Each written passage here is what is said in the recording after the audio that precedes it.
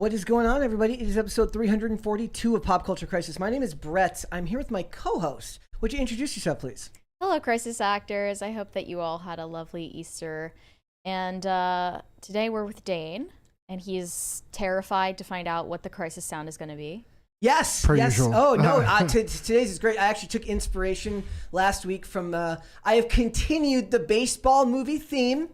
I took some advice from... How long is this going to go on? I don't... Well, there's a lot of baseball movies to choose from these days, so it could be any of them. So if anybody wants to know what it is, you will hear it eventually later today. Also, guys, I do want to point out that I did put a poll up there on the thing, and then somehow a ghost of some sort or something like ended the poll before we were able to really... I swear it wasn't me. No, it wasn't. I didn't do it. It wasn't either of us. So I asked people if they would go to Firefest 2 Electric Boogaloo if they wanted to, if they didn't go to the first Firefest, and now I can't see what the answers were because it got logged off, so there's no way to know. So it is what it is. Dane, how you doing today, buddy? I'm doing good. Do you like festivals? No, I don't. Oh, man. I mean, I love festivals. You were almost gonna say yes. Yeah, I was like, but not Fire Festival. I'm not going to Fire Festival. I was going to tell you to name 10 festivals. Yeah. I can't name 10 festivals. Bonnaroo, that's it. Okay, there we go. All right, guys, and now people are saying RIP poll in the chat. Yeah, sorry, guys. I don't know who caused that, but let us know right now if you want to, if you would go to Firefest 2, because we're going to talk about that in a little bit. We got a bunch of stuff to discuss today. J.K. Rowling is back in the news because guess what? Millennials don't seem to give a crap about the fact that she is a anti-trans activist, as losers on Twitter would say. She's just the writer of Harry Potter, and millennials seem to identify with that. She asked for a huge sum of money to be able to let go of the creative control of Harry Potter, a sum so large apparently Warner Brothers couldn't pay. We're going to discuss that. We're going to talk about the absolutely weird Halle Berry. Not even a minute in, and I almost screwed it up. The original Halle Berry. You're 2 minutes in. Yes. The OG Halle. But the first one time saying the name in this episode, and I couldn't even get it right there. I see, yeah. Halle Berry, non-controversy because she stood on a balcony naked and people are talking about it. It is very weird to me that people are talking about an old lady posing naked in Hollywood because that seems to be all they do nowadays once they hit a certain age. We're also going to talk about MrBeast. There's a lot of controversy surrounding his co-host or his fellow member of It's a the MrBeast. sidekick. I know you thought that word was insulting, but Sidekick? that's what the media outlets are calling him. So. Yeah, so Chris Tyson. So we're going to talk about everything to do with his gender transition, what he's going through, and how it's going to affect MrBeast's channel. I don't really care as much about what Chris Tyson is doing, but more about the fact that you can essentially take a business hostage in a way. So we're going to talk about that. We are also going to talk about the fact that Madonna did not read the fine print, and she has a very bad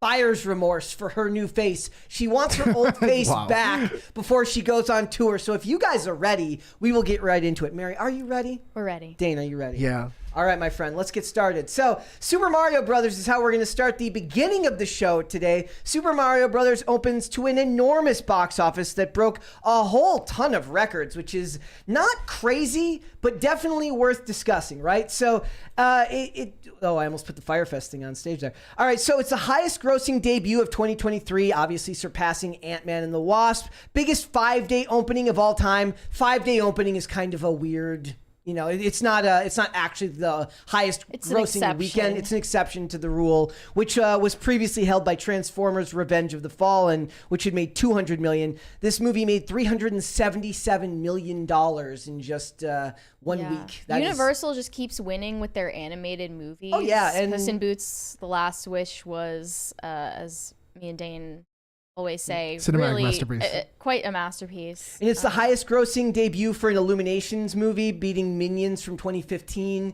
And in general, it's just kind of a win for movies that are just out to be movies and not much more other than that. Oh, it's also a huge win for Chris Pratt, who gets to once again just rake in the dough. I was talking about this with you earlier, but it just seems like a lot of people want to put the Mario movie into some kind of like culture war 4D chess context, and it's just a movie. Like it's just a fun family friendly movie. There's been no controversy surrounding it. You guys saw it? No. I have not seen it yet, but I will. Great movie for kids from what everyone is saying, and also just a huge thing for Nintendo, which is a universal brand at this point. Why are people framing it as either a win in the culture war or a loss in the culture war? I was literally gonna say that.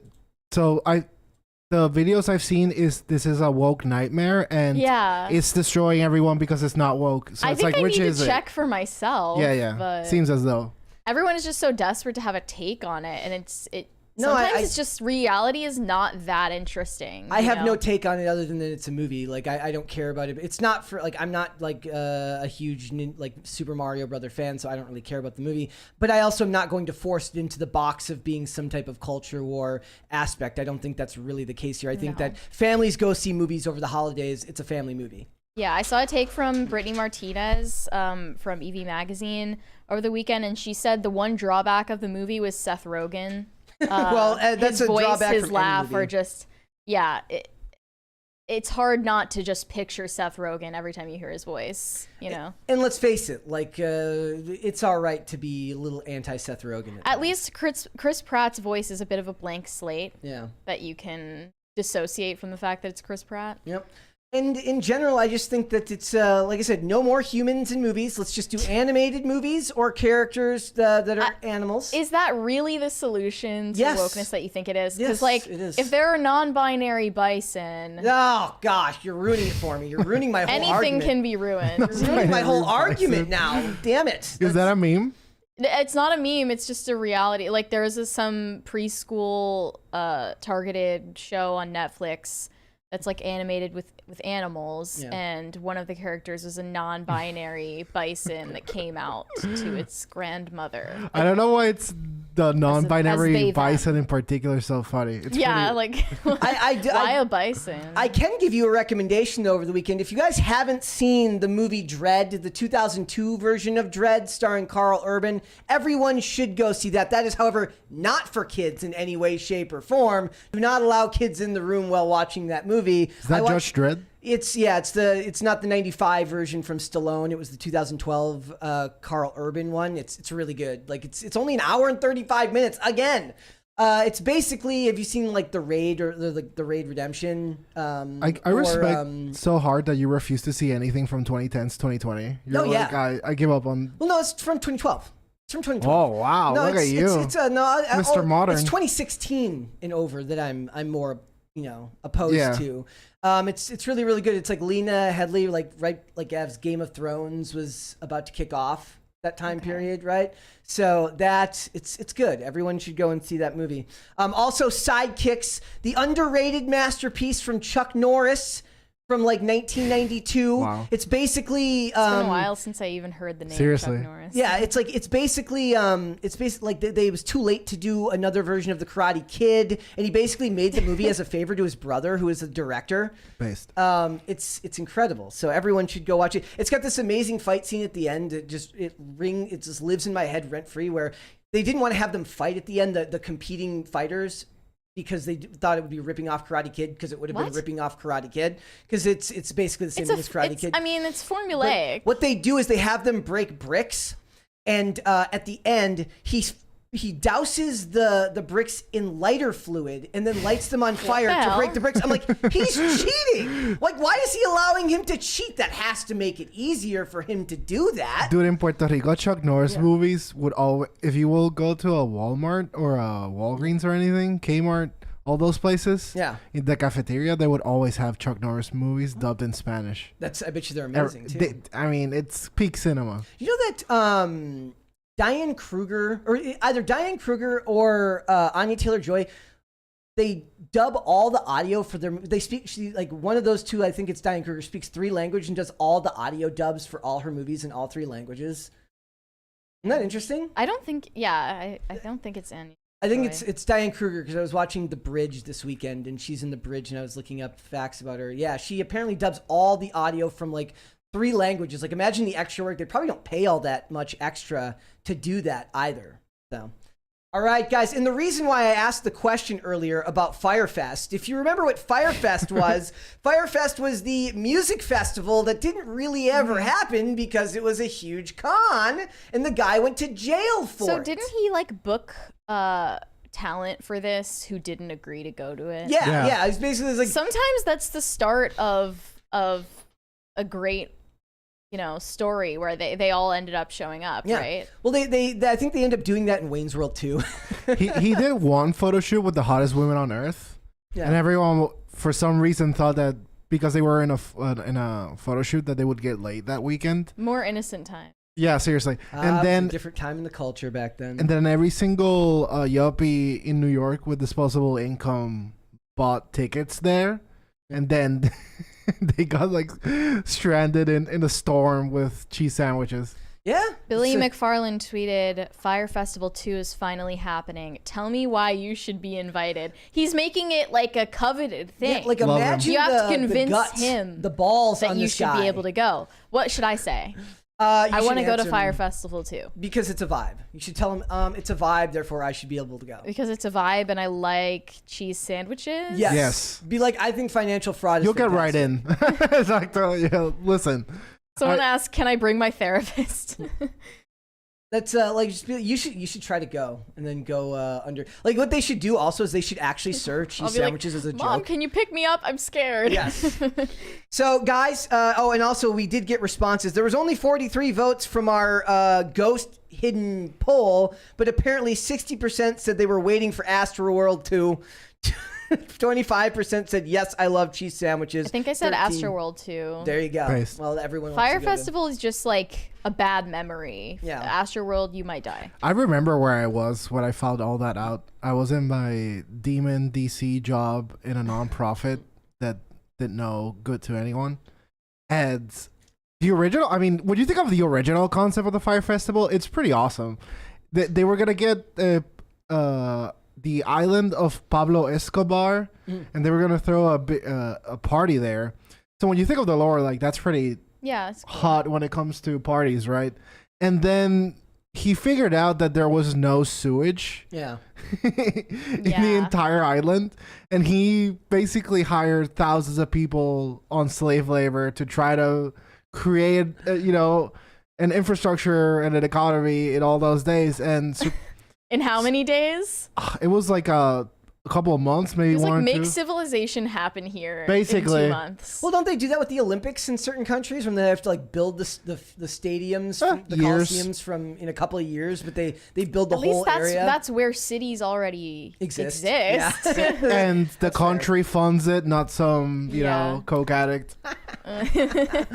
All right, guys. Also, I want to point out, if you were curious, James Mangold was talking during Star Wars Celebration. He has confirmed that he will be writing and directing the Swamp Thing movie, and many of the people who had the DC streaming service will understand that there was originally a Swamp Thing television series that ended up getting canceled. So if you are a fan of James Mangold, again, I am a fan of Logan. And I'm not sure how I feel about him doing the new Indiana Jones movie, but this is an announcement that he made that you will be able to see his directorial take on the Swamp Thing franchise. So we'll go from there. Also, Logan Paul has re-signed with WWE, so none of that financial fraud stuff is going to come back to bite him. He was the one who got in trouble for cryptocurrency scams, right? Yes. Logan? Yes. I think Both of them have done similar scams. Yeah. Actually. I know they him blend for sure. together. They just get away with it. Yeah. But Logan Paul was the one with the fake NFT app where you can like evolve the animals that you adopt into more expensive and valuable NFTs. But it never existed. It was always an idea that never became real. Well, Logan Paul had a hell of a rookie year at WWE as far as like, it seems like they're actually starting to hire people like him the same way that they hire like UFC fighters, the way that like they hire them for a number of fights rather than for like a amount of time, right? I thought he wanted to do UFC and WWE. He could want to do, well, remember, they're both under Endeavor now, so he could do both theoretically. He would be allowed to do both because Endeavor now owns both of them. What is Endeavor? It's a media company that it runs both UFC and WWE now. So like they own they own 51% of WWE. So Dana White is the president of UFC, and they own the rest of the company. And then same thing with Vince. Vince is like the chairman of WWE, but Endeavor owns both. Dude, Dana White, what an impressive guy. Jake is still just boxing. Yeah. Yep. Well, maybe he should branch out. Yep. Well, I mean, they could probably do both. It is big. I want to see the choreographed brother war. Oh, that would happen too. That's a very common storyline in wrestling because so many wrestlers end up doing. It's a family business for a lot of them, so that you end up seeing those exact types of fights all the time. So that would actually happen. But you know that it's personal. Like I know that they have beef. And then they would go off script. Yeah, they wouldn't be able to control them. Also, it's really funny to watch the creepy way that they've incorporated like social media in their online presence. Like they're always like carrying their phones to the ring and they're like live streaming during the show. It's a little cringe. It's very because it's cringy. like the people who are watching in person are also looking at you. Look at your phone. Yeah. So it's good. Like it's really funny too because as somebody who used to love wrestling, Logan Paul knows exactly what he's doing, and he lucky for himself built a huge brand beforehand, so he gets to skip the line and have big matches at big at big events like this. We got a super chat. We do have a $20 Patriot American. He said, "Been watching Star Wars Celebration since last Friday. So far, I haven't seen any work content coming from future projects." Which is a good thing in my book. Look, the funny thing about Star Wars is maybe woke content. Oh, maybe he means woke. Like in general, I'm not a fan of like the large. There's one more $20. Let's hold it. Well, let's obviously. I don't like the fact that they go on these. They do these things where they then just name a bunch of projects that might or might not come out. Because most of the time, like half of them end up getting canceled anyways. They announced like 5 movies or something. But I'm saying, most of the time, like half of them end up getting canceled. Clef the Misfit said, "Did y'all see the big entrance Trump made at UFC in Miami on Saturday? Yep. I was in the crowd and the cheers for him were downright deafening." That's awesome. He did? Like, oh yeah, he was there. Like, there's a hilarious Mike picture. Tyson, Kid Rock, Trump, and Dana White. Yeah, in one picture. And then, like, of course, the Krasensteins are like, look at all of these white supremacists. Obviously what Trump is made for. Like, Trump is made to be that type of media figure. Dude, I've never seen. It's where he thrives. Yep. I've never seen more grown men simping for another man. Dude, people were winning their fights. It was like, Trump, you're my favorite. I love you. Yeah, they would like go to like talk to Trump after the fight. Well, he's a magnanimous guy. I understand. I get a huge kick out of it. And it is funny too, because you do have to kind of break away from social media to see what the pulse of the public actually is on a certain topic, because your algorithm tends to tell you what people think about something, and that's not always accurate to reality. People were losing their minds too. People were like, "Oh my God, why isn't he in jail?" People who go to UFC fights have money, most likely. Why isn't he in jail? What kind of question is that? How do they think that these proceedings work? I don't know, but you get charged with something and then you automatically just get thrown in prison for the rest of your life? Or is like he definitely wasn't going to be sitting in jail until his actual trial. Yeah. That was never going to happen. All right. Also, guys, I would love to be like best buddies with Elon so he could tell me when he's going to do something like this, where he made the Dogecoin dog the backdrop for Twitter. I'm sorry, this is just kind of cringy, dude. It's Titter. Titter. Like he did it, and billboard. of course, his current name, his screen name right now is Harry Bowles. He's basically a 15-year-old at this point. It's endearing. He's a 15 or a 14-year-old boy. I don't mind like immature humor. I guess it's just that I know that he's like, I don't know.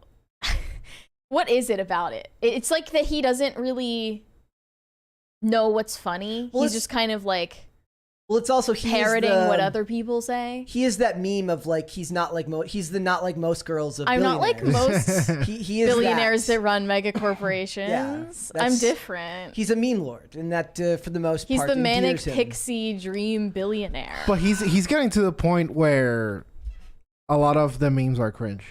Oh, yeah, that's what I'm saying. It just feels a little bit try hard.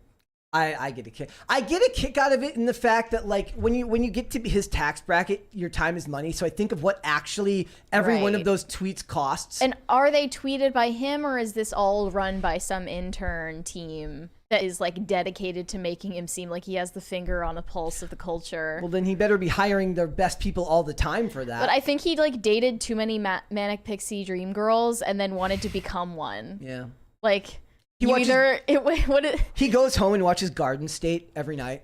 Yeah, you either die a hero or live long enough to see yourself become the manic pixie dream girl. Yeah, I got no problem with it. But I'm saying I would love to have been his friend when he's like, hey man, I'm about to switch the picture over, the Twitter logo to Dogecoin. I would immediately have bought a crap ton of Doge. Seems a little bit anti-competitive. A little bit, maybe. It's cool. All right, guys. Oh, we have cringe of the day, Mary. Yes, we do. All right, you showed me this one. You guys are going to be mad. I haven't watched this one yet. So. Can I say, every time you pick cringe of the day, I have cringed. So, I mean... Wait, have you watched it already? No. But okay. I'm just saying, like, your record's 3 for 3. Like, yeah, it's always a win. Okay, here we go. Not on the salmon. So can I please get a new one? I don't want to eat this. Can you leave already?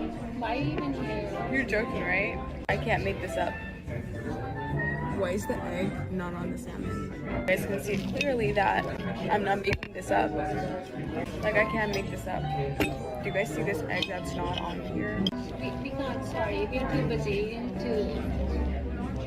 What's going on? I'm sorry. The egg isn't on the salmon. Okay, so I ordered... It's on a different part of the plate. Which the egg clearly is supposed to be on, and then why is the sauce even on the side? Oh, what?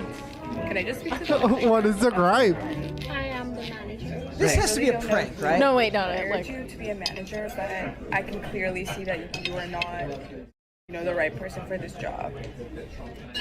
This can't be real. To put this on. If it opens on the Bro. way, I'm literally gonna have to ask Guantanamo. you to get another one. Oh my god. Okay, it's breaking. Can I get a new one? Sorry, we are... Can I please get a new one with a new plate? It's to be aesthetic for my... This has to be fake. It needs to be aesthetic for my story. I'm to be bringing a new one. Sorry. I'm leaving. I'm actually leaving.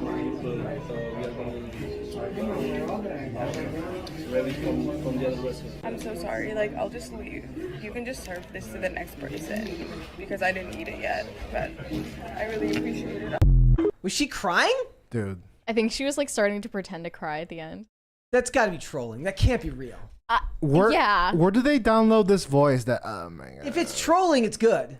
I love how she kept saying, I can't make this up. And she kept moving the camera I can't make this up. I can't make this up. So it's what is it? Salmon Florentine, and then the egg was on a different part of the plate. It wasn't on top of the salmon. I hate it when that happens. I know Seriously? that. I always send the food back when that happens to me. And then she was like, I'm gonna try to move this, but if it breaks, I'm gonna have to ask for a new one. And then she immediately just stabs it with a fork. It broke. Not be real. It broke. Can I get a new one? It Sorry. has to be fake. All right. But she has all these other videos where disembodied voices are speaking to her at restaurants, and I feel like it might be a scam between her and her friends to rage bait people. It's gotta be that she's constantly rude to wait staff, but it's actually just her friend on the other end of the phone. It's gotta be that. She can't. I have be no real. idea. The internet was a horrible invention, ladies and gentlemen. It needs to be aesthetic for my story. It's a horrible. Dude, yesterday Twitter was the most toxic I've ever seen. Why? It was just a bunch of. By the way, my new power rankings of hate have updated. I'll tell you guys shortly. But it was a bunch of Canadians for some reason. Those damn frostbacks. Those frostbacks. It was a bunch of Canadians just posting a bunch of heretical stuff. What? It's why Easter sucks, essentially. What? I don't know. Is that was Stephen King was talking down about Easter? I hate a lot. It's they just want to crap on somebody else's day. To build a wall, but up north. Yeah, we'll take the wall funds that got stopped when Biden went in office, and we'll just go build a wall to Canada. Under no authority, I declare this the official Timcast policy. Yes. Build a wall up north. Have you ever seen the meme where it's the girl and she's at the U.S.-Canadian border and she goes, "I'm in America. I'm in Canada. I'm in America. I'm in Canada." And it cuts to another kid. He goes, I'm in South Korea. I'm in and then it goes, oh, yeah. and he's dead. Oh no. All right, we are gonna move on, guys, because that did make me cringe. Because now I'm just more wondering like whether it's real or not. But I'm gonna lose my brain if I think about it for too long. Yeah. Before we get started, guys, could you like this video? Could you subscribe to this channel if you have not done so already? Turn the notification bell on so that you can be notified anytime a live stream or news segment goes live. Thank you very much. And also remember, we will interrupt the discussion and read any super chat over $20, and then you get to interrupt our train of thought and watch us. It doesn't have to be over $20. It just needs to be 20 or over. 20 or over, yeah. And just remember that, then I lose my train of thought and you get to laugh, maniacally as all three of us try to get back on topic. So it's always in the middle of a point. It's never. It's never like when you're just messing around. It's always like you're like, oh, I want to hit him with this great fact. I've got crap, and then you can't remember what the hell you were saying. It's kind of like your godforsaken crisis parties as well. Yes, and today's is fantastic. I must add. I am very excited for you to hear today's. Also, I think it will make some people happy.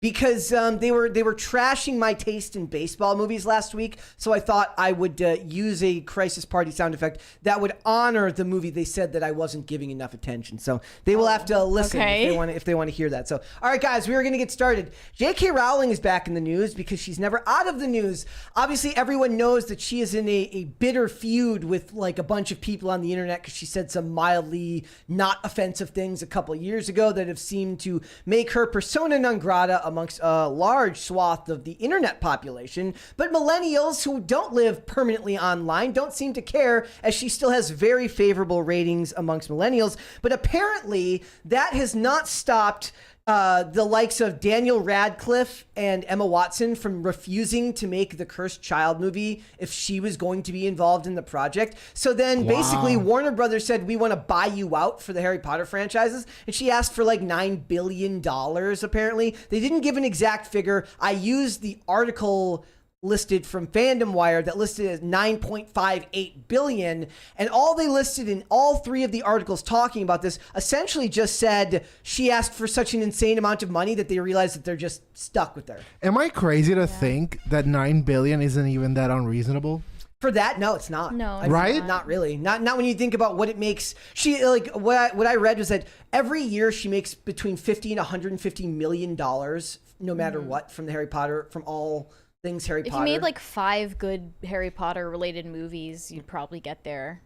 Yeah, like 10 million. Yeah, with merch. Yeah, with really like Lizzo as Ron Weasley. Yeah. And the funny thing about this is, it's really weird that of course they don't mention Rupert Grint, who played Ron. Like he seems to seem like no one cares about him because he's a ginger. Exactly. And then he's erased. But the older actors, the Persona adults, non grata. the adult actors don't seem to care. They're like, look, people are allowed to have opinions that we disagree with. Fine. Also, Luna Lovegood, the actress who played Luna Lovegood. Oh, what was her name? Ivana Lynch. Ivana Lynch. I cannot believe I just remembered that off the top of my head. Good job. She basically said like at first she was on board, and now she's like, oh, maybe we should just let people have their opinions.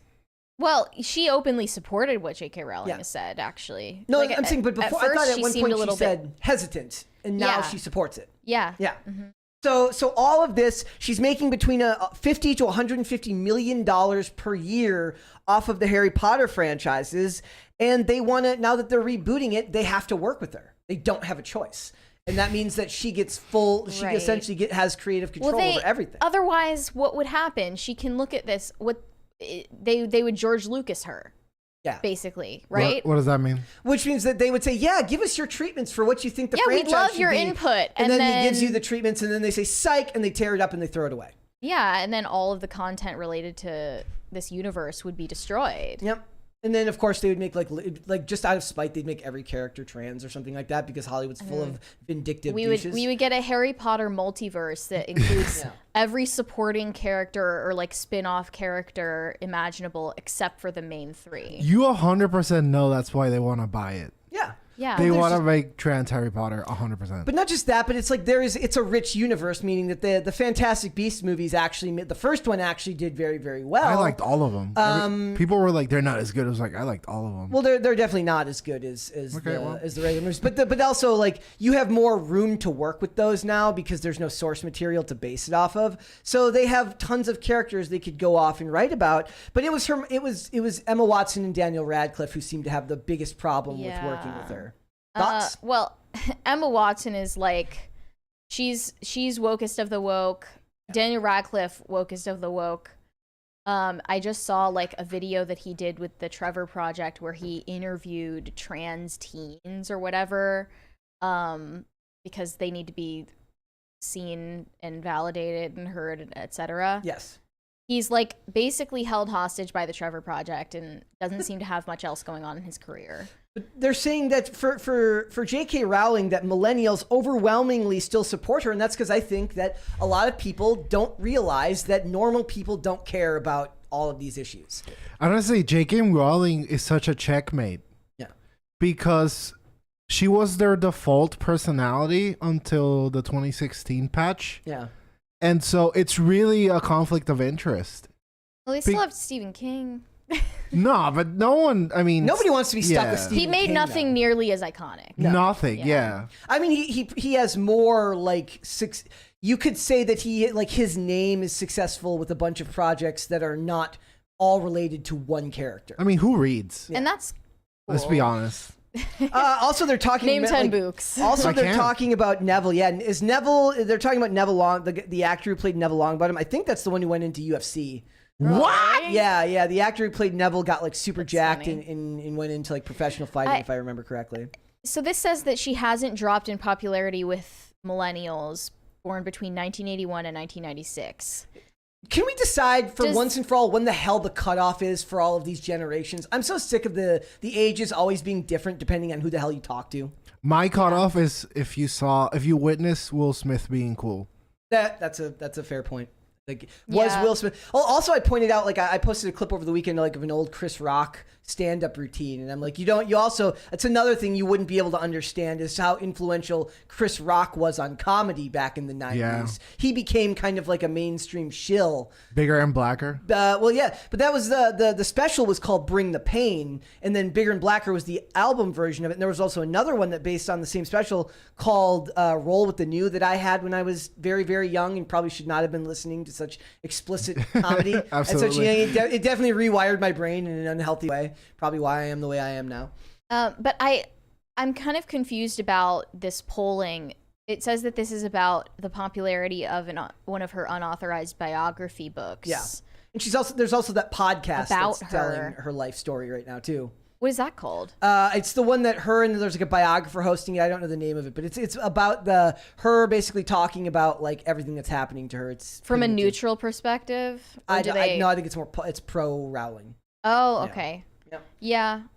It's interesting. She has like an interesting backstory. Wasn't she like previously homeless? Yeah, Rowling. At one point, I mean, she basically like she wrote the book. Kind of built this from the ground up. Yeah, but then there's also the crazy story that they were telling that her husband locked the pages to Harry Potter away, and she had to sneak them out one by one to photocopy them, which always sounded fake to me, but I can't confirm. Yeah, basically they're saying that like because her husband was emotionally abusive, that he like locked away the book when it was like after it was written, before it was published, right? Goodness. And she had to like photocopy the pages one by one. This is the first guy who he censored Harry Potter before it was cool. Yeah, basically. But like the idea was that you're not allowed to dream. Literally crushing her dreams. He was emotionally abusive to her back then. I'm not making fun of that, but that does sound rather fantastical. Yeah, way to embellish. It sounds like one of those things like maybe she had to like sneak, like she had multiple copies and she had to sneak a copy out. But what sounds great on paper is like, and every day I took 5 pages and I photocopied them one by one so I could escape like a CIA agent from my abusive husband. It just sounds a little over the top to me. It doesn't sound real. Yeah. But she wins in the end because now she gets to ask for billions of dollars from a series that, let's face it, isn't going to do as well as the movies did. One will never be able to see the sales figures or the figures anyways. We'll never be able to know because it'll be a streaming show and not a movie. So there will be no box office numbers to actually tabulate and figure out. We'll just have to take their word for it. The buyer would be Warner Brothers? Well, yeah, no, yeah. And they're trying to buy Lucasfilm as well? That's never going to happen. That's the rumor, but I mean... Chat, what are your thoughts on Warner Brothers buying Lucasfilm? Do you think that's possible? I don't think that's possible. You can only siphon so much out of properties like this. Yeah. Like... Especially with the damage that's been done. What is any of this any of these IPs, what are they worth after you have made it just an unfathomable amount of shitty content with them? Like, so you've ruined the value of Star Wars. Yeah, but the thing is, it does have a baseline profitability that's undeniable, and so there's this intrinsic marketing and accounting term that's called goodwill. I feel like I've discussed it on the show before, but that's when the brand recognition and the name reaches a point that anything associated with it will also carry its good name. And so essentially that's what you're purchasing. Plus, I mean, let's face it, Warner Brothers is like in debt, severely in debt. They've been trying to cut spending for the last 2 years. Zaslav is cutting spending left and right. They're in the middle of a merger. I don't think that they could ever afford to buy Lucas. Yeah, right, maybe not. That doesn't seem reasonable to me. Why would Disney sell it? Like Disney doesn't seem to ever be hurt by any of this crap. Bad investor calls and all. It seems like nothing changes. They're never gonna stop ruining the properties they've acquired. You're right. But another thing with Millennials' opinions about J.K. Rowling, I would actually like to see survey data about this that's like beyond the biography or the podcast about her. Man on the street interview. It would be interesting like to do man on the street interviews. If they were like, what are your thoughts on J.K. Rowling? Like, what are your thoughts on J.K. Rowling's comments about like trans people? I wouldn't even lead them like that. I would just say, what are your thoughts on J.K. Rowling to see if it even comes to their brain. Or they might be like, who? No. They might even not know. I swear, because like if you go watch these like man on the street interviews, some people don't even know like how many states there are. Yeah. Like I don't know. Like I feel like we are way more plugged in than we realize. No, so people don't know who the president is. Like J.K. Rowling is more famous than the president. No, Biden? She is not. The president? Especially because he's been VP before. Then our current president? Yes, I would say that she's better. Her Harry Potter maybe, yeah. But exacto. J.K. Rowling absolutely not. Especially since he's been VP. Nah. Before under Obama. I would love now you're revealing just how like plugged into the Matrix Boomer you are. Brett. No, I think that J.K. Rowling's name. I bet you more people know J.K. Rowling's name than know Joe Biden's name. Can you make a poll? We should do that. That cannot be. Chat. What are your thoughts? So chat. If we polled you guys, then yeah sure. Yeah. Chat. Put a 1 if you guys think they would know Joe Biden more, and put a 2 if you think they would know J.K. Rowling more. You could be right that it's like they know Harry Potter more than they know J.K. Rowling, but those names were synonymous with each other to me. So I really do think that more people know her name than Joe Biden's name. In the globe. Definitely in the globe. Her book has been translated into like hundreds of languages. So. But again, Harry Potter, the character, but the author, no. And moreover, people aren't aware of her controversies unless they're chronically online. So we're getting a lot of 2s, and I don't remember my options. I don't even remember what the hell. Another thing is, they're all like, this is okay. Well. Gibberish to me. But another thing is, if you do man on the street interviews, you're automatically getting a biased crowd because they're people who leave their house. So people who hate J.K. Rowling are going to be inside on the computer complaining about J.K. Rowling. Props to people that do man on the street because they find single cell organisms whenever they go. They find the dumbest people. I almost feel like it has to be fake, you know, but it's are they really that heavily edited, and they just find they get 100 people, and they get I'm saying they get 100 people, and they find the dumbest ones, and those are the ones they end up posting. But how do you come across anyone who doesn't know, like, I don't know what 19 plus 2 is? It's like next level dumb. Yeah, it's like, sir, do you need help? How are you gonna get home? Yeah. I'm polling the chat. Yeah. About what? About JK, who's I just did, but we forgot. But everyone here knows both of these people, so I'm asking for their opinion. Who they think is more famous. More famous? I saw 5. I agree with that guy. All right. It's definitely Joe Biden, though. I don't think so. You mean the leader of the free world? I mean, Chaka Chaka Chip, baby. She's the richest woman on planet Earth. Next to what's her name? Wait, what? She's like the richest woman on planet Earth, next to like Bezos' wife. She's my favorite girl boss. Richest is not the same as famous, you know. It's literally the Some of most the richest famous people book in the series world, I in the have no last idea who 100 they are. years. The most recent, most famous. Like, what is the most recent famous book series that outstripes it? Is there any? Game of Thrones? Dude, maybe? people are all voting for JK over Biden. You guys are biased. Look, this is a political arena that we live in here. A lot of people don't give a crap about politics, but did read Harry Potter. They know who the president is. They know the president is a thing. I don't know if they know who Joe Biden is. Just saying. I don't know. It could be biased, but I do think it's an interesting question. Maybe poll this on Twitter later and see what people say.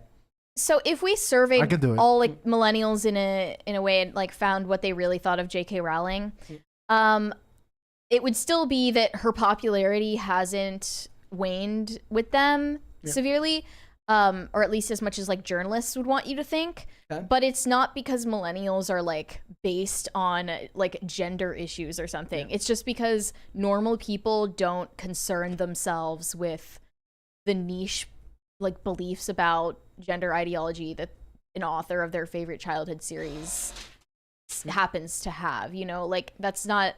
Yeah. I still don't think that that's like a normal thing to concern yourself with, at least if you're a fan of the work. Yeah. How are we supposed to say J.K. Rowling? What do you mean? How I just said it? Yeah. We always get it wrong. How you said it, I think. No, but the way we always say it, we always get it wrong. Yep. So I'm probably wrong. What is it? Rolling? I don't know. Oh yeah, it's like some people say. I say Rowling because that's how I always said it, but some people say rolling. I don't know. Left the Misfit said, "You're talking about people raised in a single mom household and go through the public education system. I'd be surprised if they could tie their own shoes. Also, Harry Potter is the second best-selling book series after the Bible." Okay, so you're saying that they're a single mother and they could barely tie their shoes, and you think they read? Checkmate. J.K. You know, Rowling like what are we talking about? We're all talking past each other now. Yeah. Right. I don't know. I'm more interested. Like now I want to know. Like maybe you could probably figure it out based on like search results. You could say more people have heard of Harry Potter than Joe Biden. Yes. That I would believe. As for her, look, she got a lot of traction that because she was a female author, and that was a big deal. I'll tell you what. Nobody can name 10 J.K. Rowling books. I could name the Harry first Potter 7. 1, Harry Potter Actually, 2, Harry Potter I could 3. probably do that, but I don't remember the name of the Cormoran Strike books, just the TV series. What'd you call me? Exactly. Cormoran Strike. Is that? That's her detective Robert novel. Galbraith. Yeah. Oh. Francisco Sanchez Jr. said, "Brett, Game of Thrones was at its peak a phenomenon. The number of people who know the author of the books is probably in the low single digits. Rowling may have 10% awareness of the people who watch the movies at best." I don't know. And then John Smith said, "Jeez, Mary, you're an evil hobbit. Loved you ruining those OnlyFans girls on the whatever podcast. How I found this. Wait, what? How I found this Hollywood. I'm a Gen Xer. Love it. It if they'd stop ruining classic movies with shitty reimaginings." Yeah, same. Which is why you should watch. Too. Which is why you should watch Dread, because Dread is not the original version of it. It's like not being called an evil hobbit, but he said it. He said it in a podcast. Hey, he paid $20 fair and square. And that's fair and square. And there's one more there from Hayden75. Hayden75 said, "Mary and Dane are harshly overestimating people's awareness. They read the most famous book. They know the author. Some people know the Biden name, but couldn't pick him out of a lineup, even though his picture is everywhere." I would say that that Obama is more famous than she is, probably. But I don't buy that Biden is. I think but that a lot of people. But if we're just going by like if you've heard of the person, maybe not if you know what they look like. I'm still gonna go with I'm sticking with my vote here, but I feel like no type of evidence will convince me. I mean, I don't know. It'd be interesting to figure it out. I guess you could do it. Would you be able to do it with like search history? Is there a way to figure that out, like with actual data? We need Pew research. We need Pew research to get in on this. So it'd be interesting to know. So, all right, but keep letting us know, guys, whether you think that Joe Biden is more famous or if you think that J.K. Rowling is more famous. Either way, she is more awesome and hilarious to talk about. Talking about Biden sucks. I would rather have her on the show than Joe Biden. All right, let us move on, guys. This is a weird one because we have super chats. Oh yes, we do. Go ahead, let's do it. 1,000 Foot Deep End said, "Happy Monday, PCC. Poll results." Thank you. Oh my God.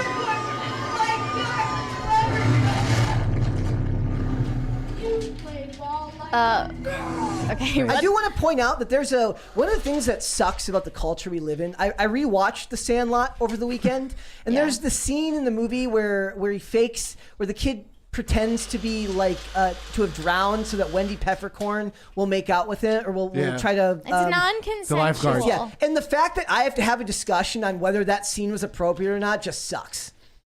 You can choose to ignore it because it was it came at a time where it's like culture was different. But like, of course, we know that it's not appropriate. But just the fact that we have to. Is it not appropriate? I'm honestly wondering. I mean, by today's standards, it is considered not appropriate. So, yes.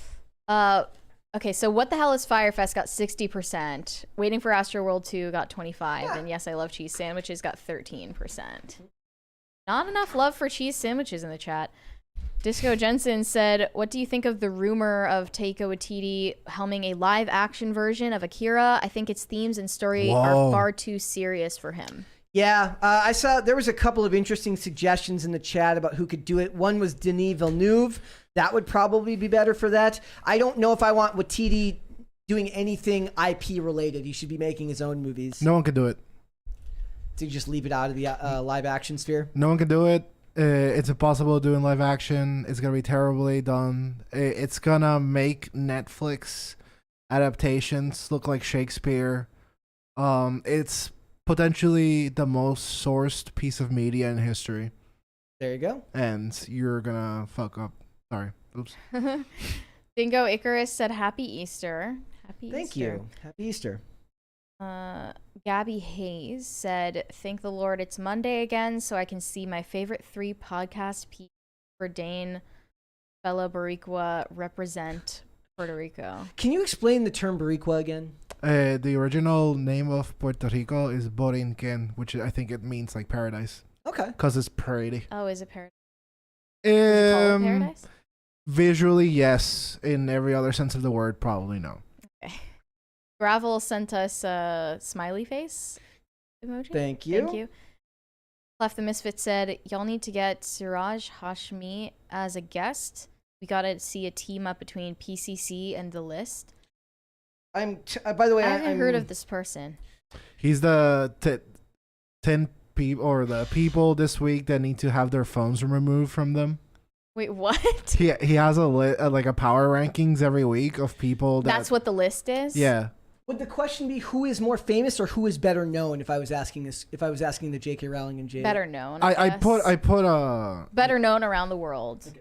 Yeah. I put around the world. Who are people? We're talking global. Who are people more likely to know? Joe, and then I put Joe Biden. Better known around the world. Twitter is how you find the truth.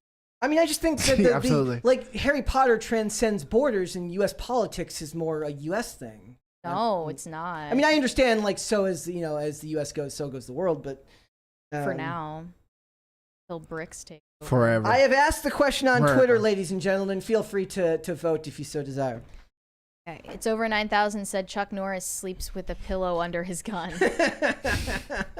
Go watch that movie, guys. It's fantastic. Let's hold off on the rest and let's come back after we discuss Halle Berry's non-controversy. Okay. I call it a non-controversy because it feels like every few weeks we have to have some story in one of these articles written about how some famous old actress is taking back her power and sticking it to the man by getting naked in front of a camera. I feel like she's constantly with her tits out smoking something. Is that true? I mean, I don't know. She's drinking a glass of wine. Yeah, this is a picture of Halle Berry that she posted on Saturday, and she's on a balcony, naked. She's not super visible. And she's drinking a glass of wine. And she captioned it, "I do what I want to do." The caption is the worst part. I'm going to put the picture emoji. I'm putting the picture up on screen real quick there just for a second. It's pretty tame. Yes. If you consider it compared to the rest of the things available on social media, but obviously the responses to this were all just like girl bossery, hive mind stuff. Just go off, did anybody queen. stop and just say like, have you ever wondered about whether, American values require you to pose like this in a way that tells society that you are in fact an independent woman, and maybe to the contrary, you could have posted yourself in a tastefully done outfit instead? Like, nobody asks the question, like, do you need to do this once you hit a certain age? Yeah. Dude, my fiance is a dead-ass Daily Wire propagandist now. What does this mean? Like, she saw What is a Woman? Now she's like, I love it. Dude, radicalized her. Yes. She can't wrap her head around people not being able to define women. She's like, this is... Halle Berry, what is a woman? Tell us. And a lot of people were commenting like, this is how I want to be when I'm in my 50s, because Halle Berry is 56. And they're like saying, I'm putting this on my vision board. Like, this is how I want my future to look. She's gorgeous. And she's it's still like, gorgeous. She's absolutely gorgeous. If you're talking like, I want to look as youthful and fit as Halle Berry. Everyone's going to make that mistake at least once. I made it. You made it. Dane might make it. In my 50s, then I understand if it's about looks. Yeah. But I don't understand how a woman posing naked and drinking wine is like the epitome of like the human experience for Standards are low. It also makes me think of like how I really do believe there was like a coordinated like Instagram. This is one of my conspiracy theories. It's like the Instagram desire to make wine aunts cool, where all you'd see in like when you're scrolling is things about like wine aunts being cool. Like, she comes every few months to visit. Well, she's just came back from traveling overseas. Well, in order to be a wine aunt, you are relying on somebody else to have a family, so that you can feel like you're superior to them. Dude, in the power rankings. Also, what the hell is a vision board? I don't know what the hell a vision board is. Oh, that's next level white woman. I don't think you're ready for that. Is that like Pinterest? Well, Pinterest is just a digital vision board, but you get like a piece of poster board and you clip out things from magazines and paste them on. It's like, you're envisioning what you want in your future. Okay. Imagine. It's like a manifestation thing. But with The Secret. So you're doing like a show and tell project for yourself. Yeah. Of things that you're manifesting. Yeah. What are you guys' thoughts on manifest? It's always like... Is manifesting real? It's always mega rich celebrities who think that manifestation is real. Or like, it's always the most hardworking people. I manifested it. Merited, earned success that we'll call it manifestation. It's not. It's just you worked hard and you got what you Obviously, having a positive mindset helps. No, I mean, I believe in the power of envisioning a goal, and once you've envisioned it, that is how you make it happen. JWT6577 says, I feel very supportive of Halle Berry being naked. Look, my friend, I got no problem with it either. I just wonder, why is it always like these trade magazines that are like, this is the only way they can like come into their womanhood as they get older is by posing naked. Like, especially because she has already had a family. And who's pushing back on this other than Mary and in this podcast? A lot of people were pushing. Are back. Are they saying like? I won't say nobody was pushing back on it. This one tweet quote tweeted her and said, imagine being in your 50s, still posting nudes for attention in menopause when you should be chilling with the grandkids. Aging with dignity is no longer a thing. And that's true. That's true. Well, yeah, it's not really. However, I don't think it's dignified for anyone in any stage of their life to be posting nudes for attention. Yeah, I think that's undignified for anyone. But I get that, especially once you are technically past your physical prime, you should be like reeling it back, especially like how much you want to be in the public eye, and start considering the things that are most important in life, which are not how you look. It's about your relationships, especially for women, like having a family, having a larger community that you're connected to, not just being hot. I just think it's kind of incredible that the liberal hive mind has pigeonholed women's success to them being naked. Yeah, that's really what I see in this. It's like study and show your tits. Right. Explain that further. I mean, from what I can tell, and again, everyone understand that I have a master's, thus I am an ascending being. That I'm currently, I'm not even sitting, I'm levitating. So apparently, like the only ways that women can achieve greatness and nirvana is to have millions in debt for a degree or being naked on the internet. There's no middle ground there. Can't be married anymore. Just get your bag, queen. Well, that is the middle ground. I don't think she's married any. I don't know. Or was she ever married? She's been married. I only know that she has children. But in general, like when I think of it, it's like, what is it? Where do they go as a society if that's what we want from women? What do we ask men? Then what do we want from men? Well, I've been thinking about that, and like if we're saying like feminism is incentivizing women to act like the worst men on the planet, then that just means nobody is going to pick up the slack. This isn't about like reversing gender roles so that women can occupy the roles that were traditionally occupied by men. This is just so that nobody can take responsibility for anything, and then we all end up turning into neutered, amorphous blobs with no defining features, either material or spiritual. I was thinking about what you said because, like, I also see, like, we were talking about Ryan Gosling. Was he too old to play Ken in Barbie? Or even Jake Gyllenhaal. Just he's making the Roadhouse remake, and they shot a scene at a UFC fight a couple weeks, or at UFC weigh-in a couple weeks ago. I mean, those guys are still being treated like, you know, whatever passes for sex symbols for men in Hollywood these days. I mean, right? They're taking their daily doses of children's blood. They look great. Or they've got their HGH. I have no idea. Either or. But it's like, but it's like you said, it's obviously different for men and women because women's bodies are valued in a different way than a man's is. That's very true. Right. So I don't know for her, like, is this just the type of thing where she doesn't have kids in the house anymore, so she's a little bit detached? Would she have done it if there were still kids in the house? Then it might be more awkward to me. I feel like whether you've got kids or not, there are always better things to do with your day than posting nudes for attention on social media. Literally anything. Celebrities get away with doing things like this because, you know, they have more control over their visibility to the public than everyone else, but I still find it equally embarrassing when it's a celebrity or just a random person that does this. I think I know why it's happening more though. It's because movie stars and kind of television actors, so their appearances to the public are usually limited to new projects, either in a new movie, new show, new whatever. Yeah.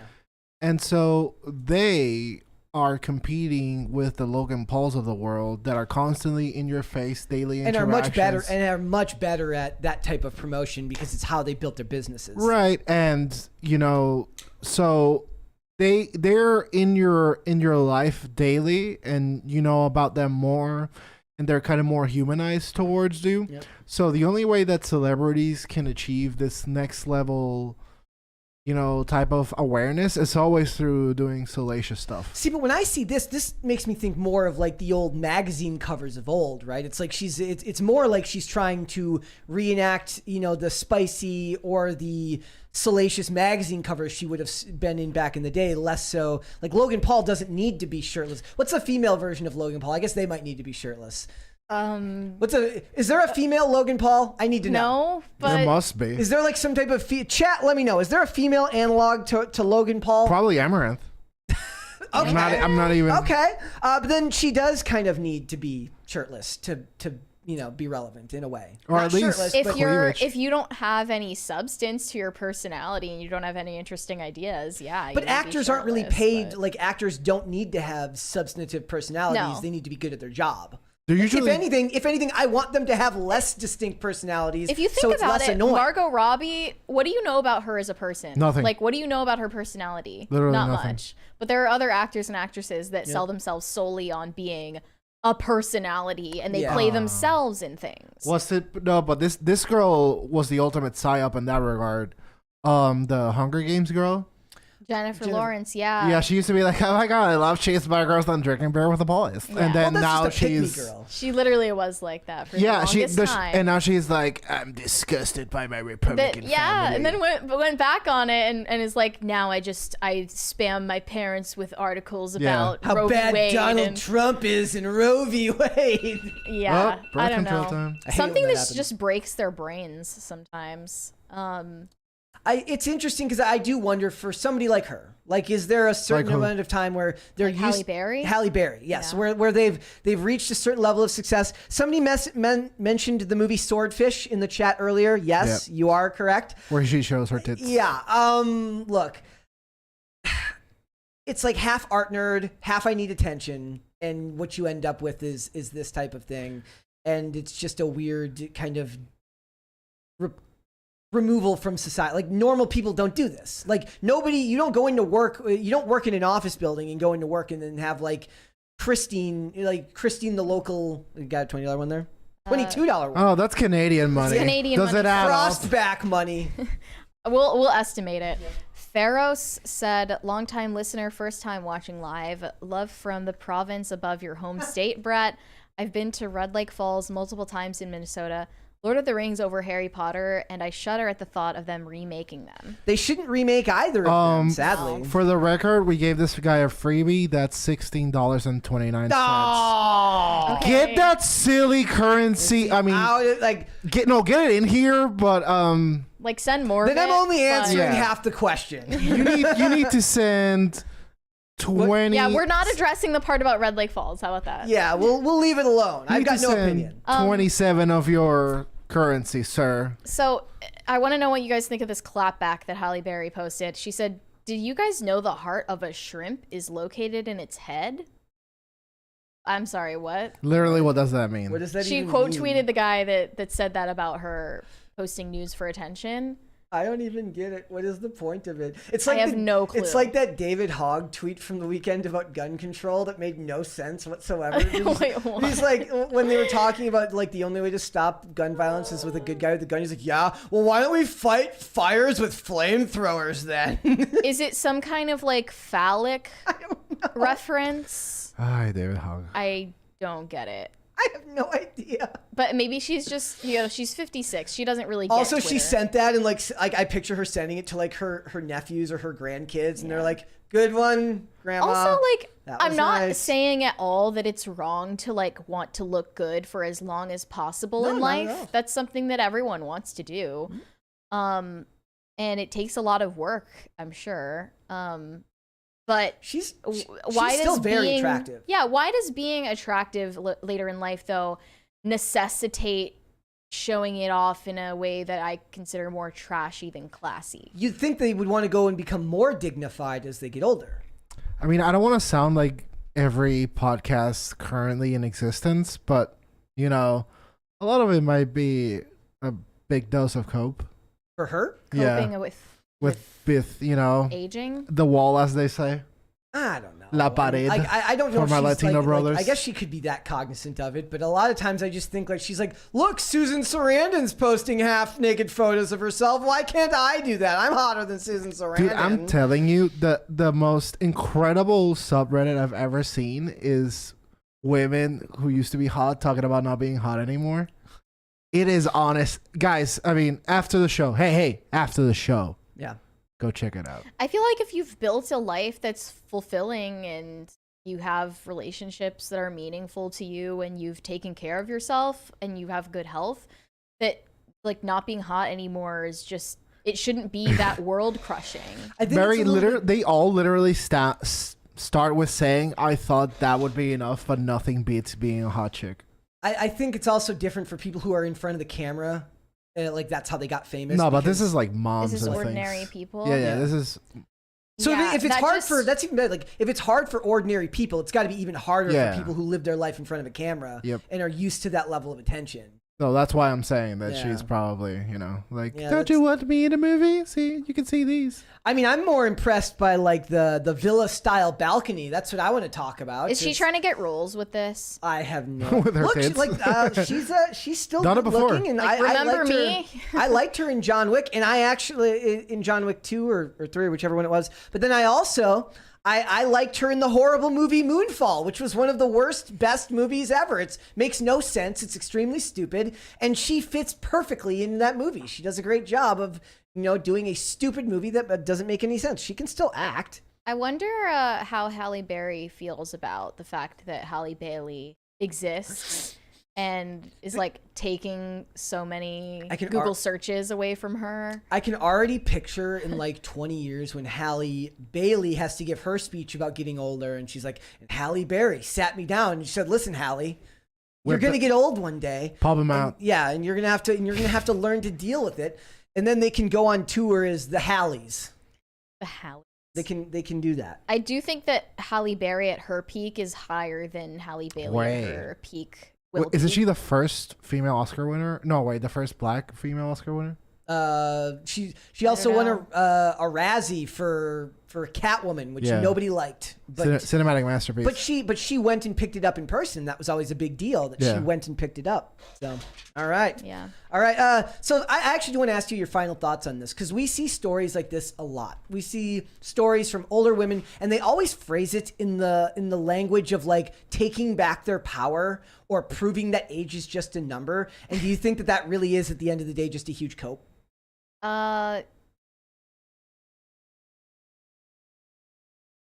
For Hollywood, it's different. Like, I actually feel like it would be more empowering for a regular woman to do it than a Hollywood person. Yes. Yeah. Yeah. Dang. But also, like, women in Hollywood have more resources to stay hot than anyone else. So trainers, all the things, and then Kim Kardashian and her army of photo retouchers. It's these people who think that age isn't just a number because they're obsessed with how old they are, and then in relation to that, how they look. So for sure, I think currently the biggest pandemic in the world is women having to sacrifice their dignity for a bunch of reasons.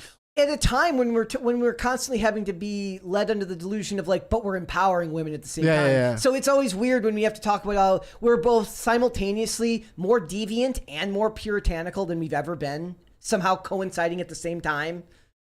It's very weird. Makes no sense. Puritanism presupposes depravity to oppose, right? Yeah. Makes no sense. Like, but it's also, it's like, it depends on where you're looking for your information. If all go for it. Hayden75 said, Mary, I think you hit it. People are searching Halle Berry Little Mermaid, and it hit her that she wasn't relevant enough with Halle Bailey being around. Yeah, and then she like posts this coping nude selfie.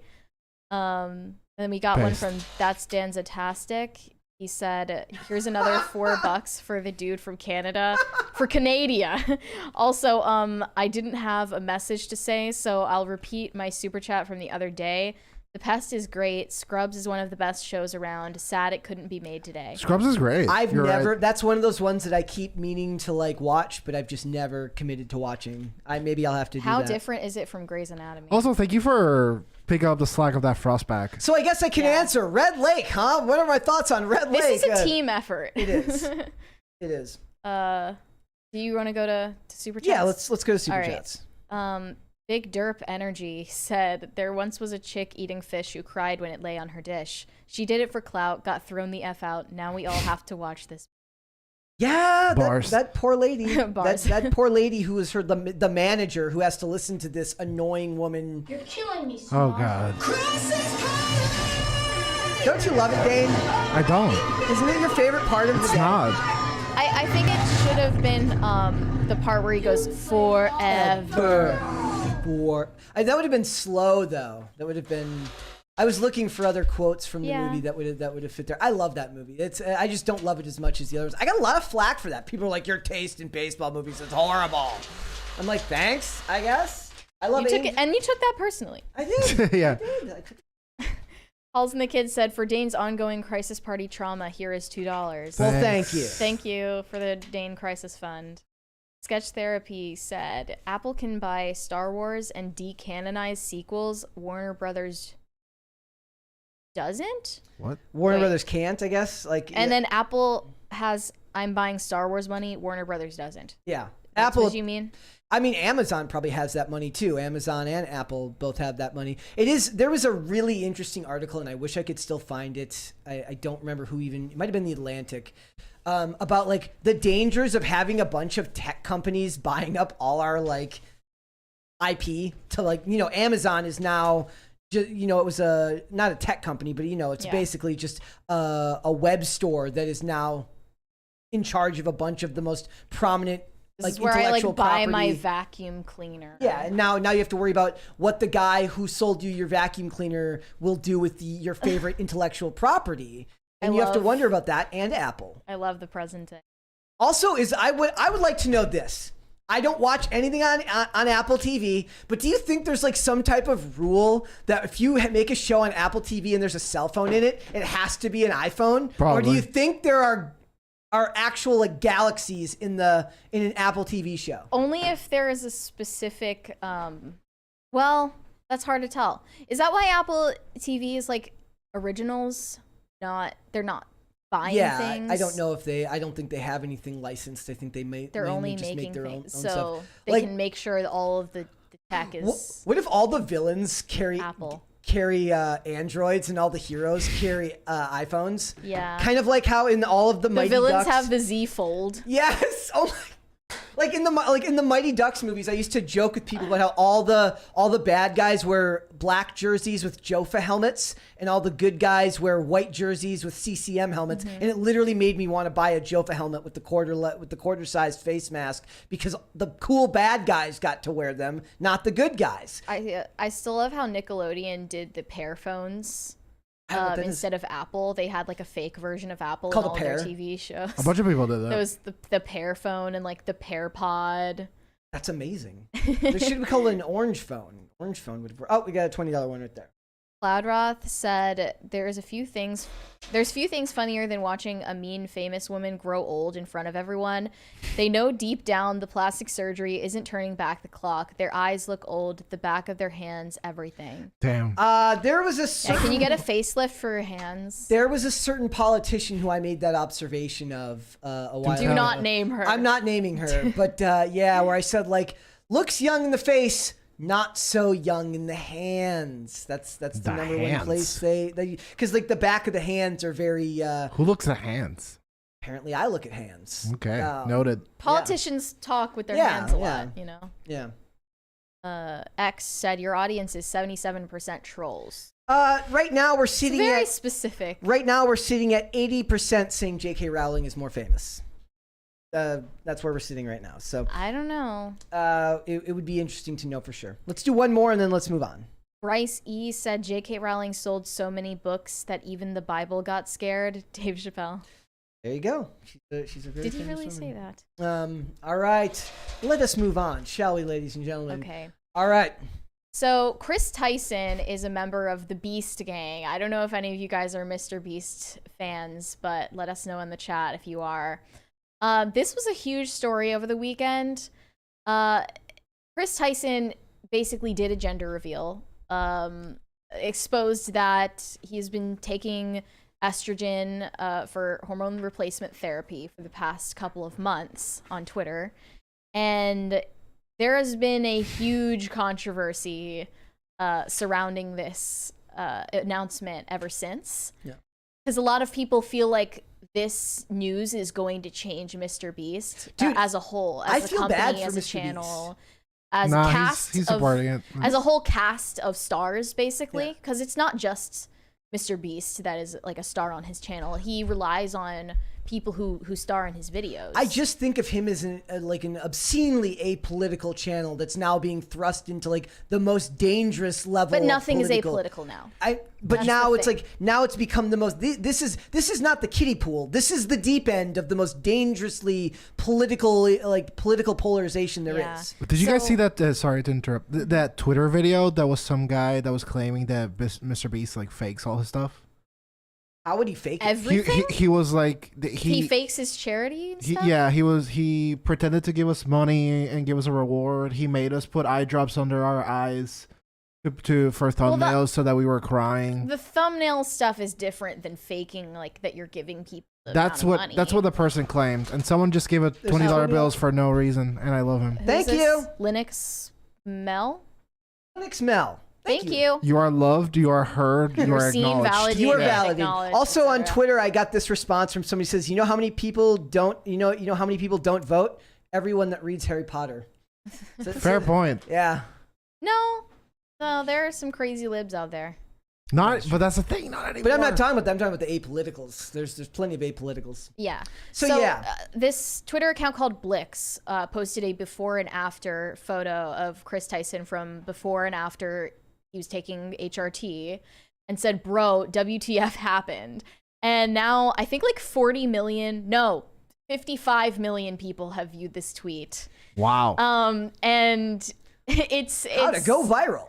Yeah. So it's gotten a lot of mixed reactions. And I see mostly negative, honestly, on this tweet. One person said, "Crazy how they're saying he's happy. Like we can't see the black bags under his eyes." Another one said, "I legit feel like I'm going to be sick. I feel the urge to vomit. I'm sorry for his poor wife and 3-year-old son. I can't watch MrBeast anymore. I can't support this." Another person said, "MrBeast's next video is going to be best friend as a man versus female $100,000 transformation." I do think it's stupid to care. He might literally do that. He might literally pay for Chris Tyson's transition procedures. Yeah. Who knows? But it's obviously caused some strong reactions. And then within the MrBeast fandom, people are saying this is due to the influence of one of the members of their channel called Carl Jacobs. Yeah. And this is the Carl effect. I have no idea what that means. He just ruins everything he touches. They just really don't like Carl Jacobs. I want to know what you guys think, because this is like Chris has a wife and a kid. Like, he does. How do you feel about do you feel like this will affect his family? A year ago, I think he announced like back in March that it had been over a year since they separated. Yeah, they'd been separated for a while. But they're still co-parents, and they have a son named Tucker. And a lot of people are worried about this because they're worried about the influence that Chris would have on his son, who is still young and impressionable and is learning what people's roles in the world are. And he doesn't have a father figure anymore. And factually, he just doesn't have a father figure anymore. So Chris Tyson says, he's on HRT for a couple of months now and will go by any pronouns. It's just a fact that this kid doesn't have a male role model anymore. Yep. And people have seen him post a picture of Tucker, his child, wearing high heels, and he captioned it, "Tucker decided to slay today." Dear God. And it's like, can anything be sacred? Like, can children's innocence ever be respected anymore? You know that they did. Why does it have to be like this? They did an episode of NCIS where they actually where McGee's aunt talks about how he wore high heels when he was a baby and he would walk around the house, and a lot of people had a problem with that. That's totally different. But I'm saying, they felt like the writers of the show were inserting that. Sure. Well, it's totally different when a kid sees their mom's high heels and clomps around in them for fun, right? Versus this situation where you can see in the photo that this kid barely is walking at a walking stage in his life, and the shoes on him are ones that require to be buckled on. So obviously he needed help to get these things on him. And now he's being posted on social media before he even has a choice of whether he wants to be a public figure. That's a whole other conversation on its own. But to also, I don't know, be viewed in this way that now his gender identity is being speculated about, and he's literally like in diapers. Yeah. Like, why is that considered appropriate? And now it's like we're being labeled the hateful ones, the bigots, because we're saying like that's not appropriate. Chris Tyson has spoken out on his Twitter account in response to this, and here's one of the things he said. Informed consent HRT saved my and many others' lives. The hurdles gender non-conforming people have to jump through to get life-saving, gender-affirming healthcare in a first-world country is wild to me. What is that? Just what are the hurdles let people there? make informed decisions about their own bodies. I would like to know what the hurdles are.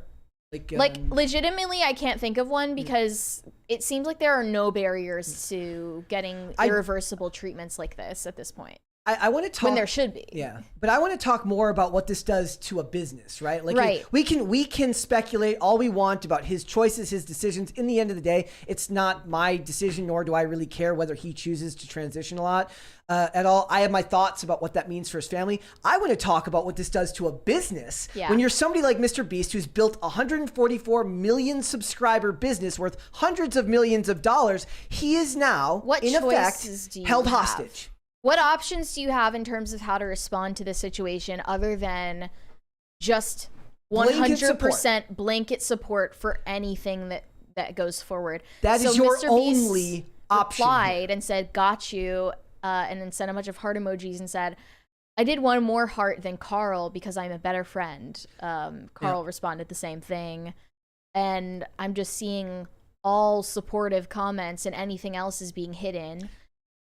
And I'm this just could thinking, happen like, at any non-political business. Like, right. If that happened here, like, they'd be like, and this is also like, after MrBeast and Chris Tyson themselves have gotten in trouble for being insensitive about gender identity stuff. So back when it was still considered funny to make jokes about identifying as an attack helicopter, they made a video called "I Identify as an Attack Helicopter," where Chris Tyson literally like straps cardboard wings to himself and pretends to be an attack helicopter, and they make jokes about being offended over being misgendered and about pronouns and how there are 52 genders and all of this stuff. And that obviously was made during a time when YouTube had a completely different landscape and you were allowed to say certain things you're not allowed to say now. Do you think he believed it then, or do you think he believes what he believes now? Do you think one of them is untrue, or do you think that he's just changed? He's grown. It's been years. He's changed. He's different now. I think the most plausible thing is that they were genuinely making fun of gender-related insanity back then. Yeah. Like the fact that some people believe there are 72 genders, but now that it's no longer trendy to make jokes like that, they're flipping. I think this is a generational thing. And so the reason why I have that perspective is, so when I was growing up, YouTube was a formative part of my high school years. I would watch anime, and I mean, I don't want to embolden you anime people in the chat, but kind of like one or two, and all sorts of videos like Equals 3 and things like that. I love Equals 3. Yeah, same. And so when I saw that, in my mind, I was like, I like video games and I like card games, and it'd be cool to share that with people on the world, to meet more like-minded people, because where I was from, people would play PlayStation, but they would play the sports games. They would never play the kind of games, the story-driven games that I liked. So I felt very, I don't know, like, I was always very bored by the things that they would like, and I couldn't relate. Mm-hmm. But ultimately, the point was finding people and not being famous, but meeting similar interest. Yeah. And I feel like the generation that has come after us, the ultimate goal, the fame is more important than the means that they achieve fame. Getting to it no matter at any cost. Yes, and this screams of that. Yeah. Yeah. It is crazy what people do for reviews these days for clicks, because HRT is not, contrary to popular belief, always reversible. Yeah. And it's the trendy thing to do for social media validation right now. It's flooding in, and you also get to be on the trending page.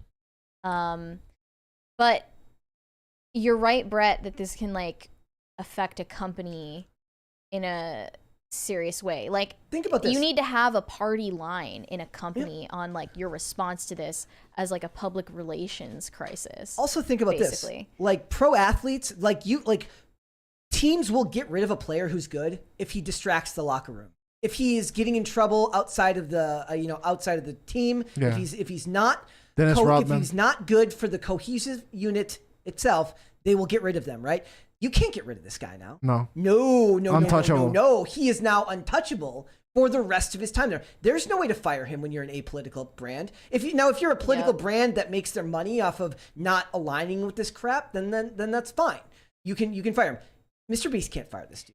Right. And that's a growing sentiment right now that people are thinking behind the scenes. This is causing strife in the company because if you feel some type of way about this, you've known this guy for a long time and now he's suddenly presenting as a totally different person. Yeah. And is taking a lot of the spotlight because of that, even though he rarely appears in videos anymore. You have to respond in a compulsory supportive way. Yeah, there's no other response. Also, do you think that part of this hate to ask this question, like is like we talked earlier, like the fame becomes the ultimate goal, right? You'll do whatever it takes to get the fame you want. Is part of this because you're playing like you're in MrBeast's videos, but you're not MrBeast himself, which is of course, I mean, I don't know, honestly. Because of the nature of the topic, naturally, I don't want to be overtly dismissive, but no, exactly. I don't know how you can reproduce and be like, nah, I'm a woman. You know what I'm saying? Like, you were on the opposite end of that mechanic, and I don't mean this. I literally mean it as I don't know how you can get there. Quite literally. And here are MrBeast's tweets, or I'm sorry, private messages with someone. This is somebody who that's fake. That's fake. Oh, was it proved to be fake? That was proven fake. Okay, all right. I didn't want to show that. No, I asked the question earlier. I was like, why would he? That turned out to be fake. But there was someone who faked messages between MrBeast and one of his employees. Where he's saying that we have to support Chris because it's critical to the business and creators have been canceled for less. And he said there's an adjustment period where we need to be completely supportive, even if it's awkward. We need to keep up our views and our conversions because this is a business. And they just need to keep it status quo. But even though these messages are fake, that is likely what's going on behind some the type scenes of conversation anyway. of that nature happened. Yeah. And I can't help but like have the cynical view that because he was consistently losing screen time on the MrBeast channel, he did this so that it can be compensated. If so, that's a scary precedent to set for our future, where like you'll do very drastic things to yourself just to regain screen time. Can I say I have to shout out an episode of the Culture War that Tim did this last Friday. I had the pleasure of sitting there to take notes and witnessing it live. And they had Vivek Ramaswamy. Oh, God, I really hope I got that right. You did, yeah. Because the guy's a legend, honestly. And he has the most succinct, I butchered that word, sorry, explanation of modern culture and modern trends I've ever seen from any political candidate. And honestly, what did he say? I'll sum it up to what he was saying is that when people thought of what AI would bring and when, man-made horrors beyond our comprehension, they thought like the Terminator, things like that. But it's mind virus. Yeah, it's this. It's it's trends that were basically non-existent. It's what TV and movies wanted to do for decades, but just didn't have the delivery mechanism to get to everybody as fast as they wanted to. But it's in matters of seconds. Yeah. Like now, congratulations, culture has shifted. You know. The scary thing is, MrBeast can't not support this. No, he can't. He has to support it actually very vocally and enthusiastically celebrate it on top of just tolerating what's going on and continuing his business as is. So because Chris Tyson has reduced screen time on the MrBeast channel as it is, now he gets to get more of the spotlight because he has this special identity marker. And there's no way that he leaves unless it's by his own choice with a positive message about his leaving. There is no, we parted ways, like it was a distract. That was an actual thing. They would say like, you got let go because you were a distraction at work. You got let go for any reason because any reason will be dismissed automatically. Yeah. And I always say this, and it might come off as disingenuous, but I mean it from the bottom of my heart, and I mean it. It's the same point I make when minorities are tokenized in movies. It's that the people that suffer the most from this, you know, kind of ridiculous, like overly cheered representation is the minority itself. Yeah. Always, every single time, you know, having basically nonstop support with no other point of view being able to be addressed or discussed or vocalized, it always ends up biting the people that they're supposedly trying to protect the most. Dollclick has a fair statement. Says, why does anyone have a problem with it? He was old enough to trans. It's not that he wasn't old enough or that people have a problem with him doing it. It's what it does to the business because it takes an apolitical organization and throws it into the waters of the most highly politicized, controversial topic there is in society right now. And if you're MrBeast, that's a distraction you can't afford. There is no upside. The people who support it aren't going to support MrBeast anymore. And the people that don't like it or feel like it's a distraction, it's a lose-lose for him. And I think it is fair to, since this is a public coming out, you know, journey or whatever, to comment on it because it's been made public. Once you put your gender identity on the table for discussion, anyone can have any opinions about it that they want. And you don't get to cash out on saying that everyone is sending you hate and death threats on it. Like, it was your choice to make your identity public and to talk about it and valorize yourself for being a minority of some kind. So deal with the consequences. And people can discuss what this will mean for your child who is 2.5 years old and your wife who has not been pictured with you on social media in 66 weeks? Yeah. Well, and I'm sure they're going to get divorced, I suppose. They are in the process of getting divorced. Yeah. And I really don't like when he says, I did this so that I can be the best version of myself for Tucker, my kid. So in a way, me going on HRT was for him. How, like, what kind of burden does that place on somebody else when you make an irreversible decision supposedly to make them happy? And then he tweeted, when someone says that he's not a father figure for Tucker anymore, he tweeted, "This is just more dog whistling that somehow trans and gender nonconforming folks aren't safe around kids." Gotta love the use of the word folks. "Tucker begs for me to come back when I leave for like 2 days to film. He is loved and happy. Kids aren't born with hate. It's taught by people like you. And my child will know only love." I mean, those are all just platitudes. Right. To me. Yeah, like, that's again, you didn't say anything. It's meaningless. the infallible and logic of the whatever pet.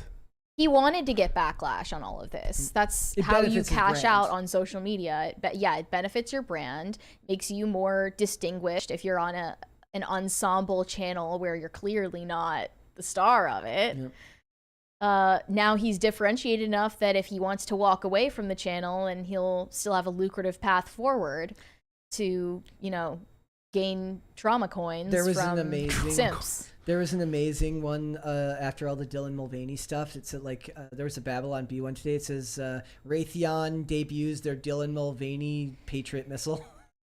And also, I guess the reason why I particularly think this is like newsworthy is because these aren't inconsequential people. No, especially for the youth. Yeah, especially for kids. And this needs to be mentioned.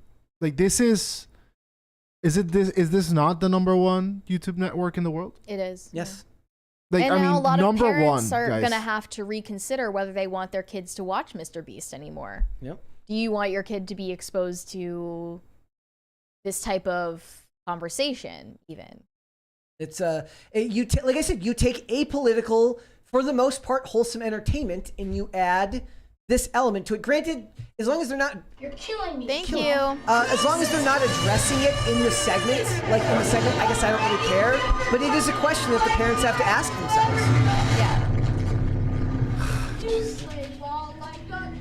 That is a great line. You play ball like a Yes, girl. it I is. remember them being very insulted by that. Dollclick says, "Do you guys want trans not to be trans?" We're not talking about What does that We're mean? talking about What does that whether or even not mean? we're talking about whether or not in the context of this business decision. I just find the whole thing very interesting because of what the socio-political ramifications of something like this are for a business that has been built on largely apolitical content. I just think it's an interesting discussion. Yeah, I don't know what that means. There's a creative juice says, "You're killing me, Smalls." I heard it. Yes, it is a fantastic part of that movie. And everyone also in the middle there, the screams you heard are from when they first meet the dog and the dog steals the ball. He's like, "Ah," yeah, incredible. You also hear him say, "Wendy Peppercorn, my darling lover girl." By the way, I mean, Peppercorn. I hate making a policy out of this, but I feel like this subject warrants it. To the people in chat who are, I don't know, like disturbed by the subject, the importance of discussing this is that it kind of came. It is a subject that came from very influential people that kind of hit the center stage of culture at a unexpected and alarming rate. Yeah. And it's with a brand that is not typically associated with things like this. And it could happen to any brand at any time. Correct. And it's more evergreen, lighthearted content. And now this brand, which probably reached that level of fame and notoriety, is now a contender in the increasingly heated, culture, socio-political war.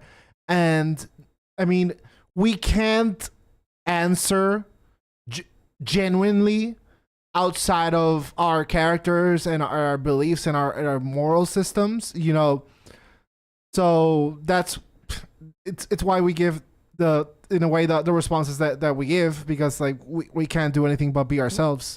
I mean, you can do the opposite, as I'm learning, but we're not us three. And think about what this means for any business when this happens. If anyone is going to lose their job, this is something that, remember, for Chris, this may be who he is.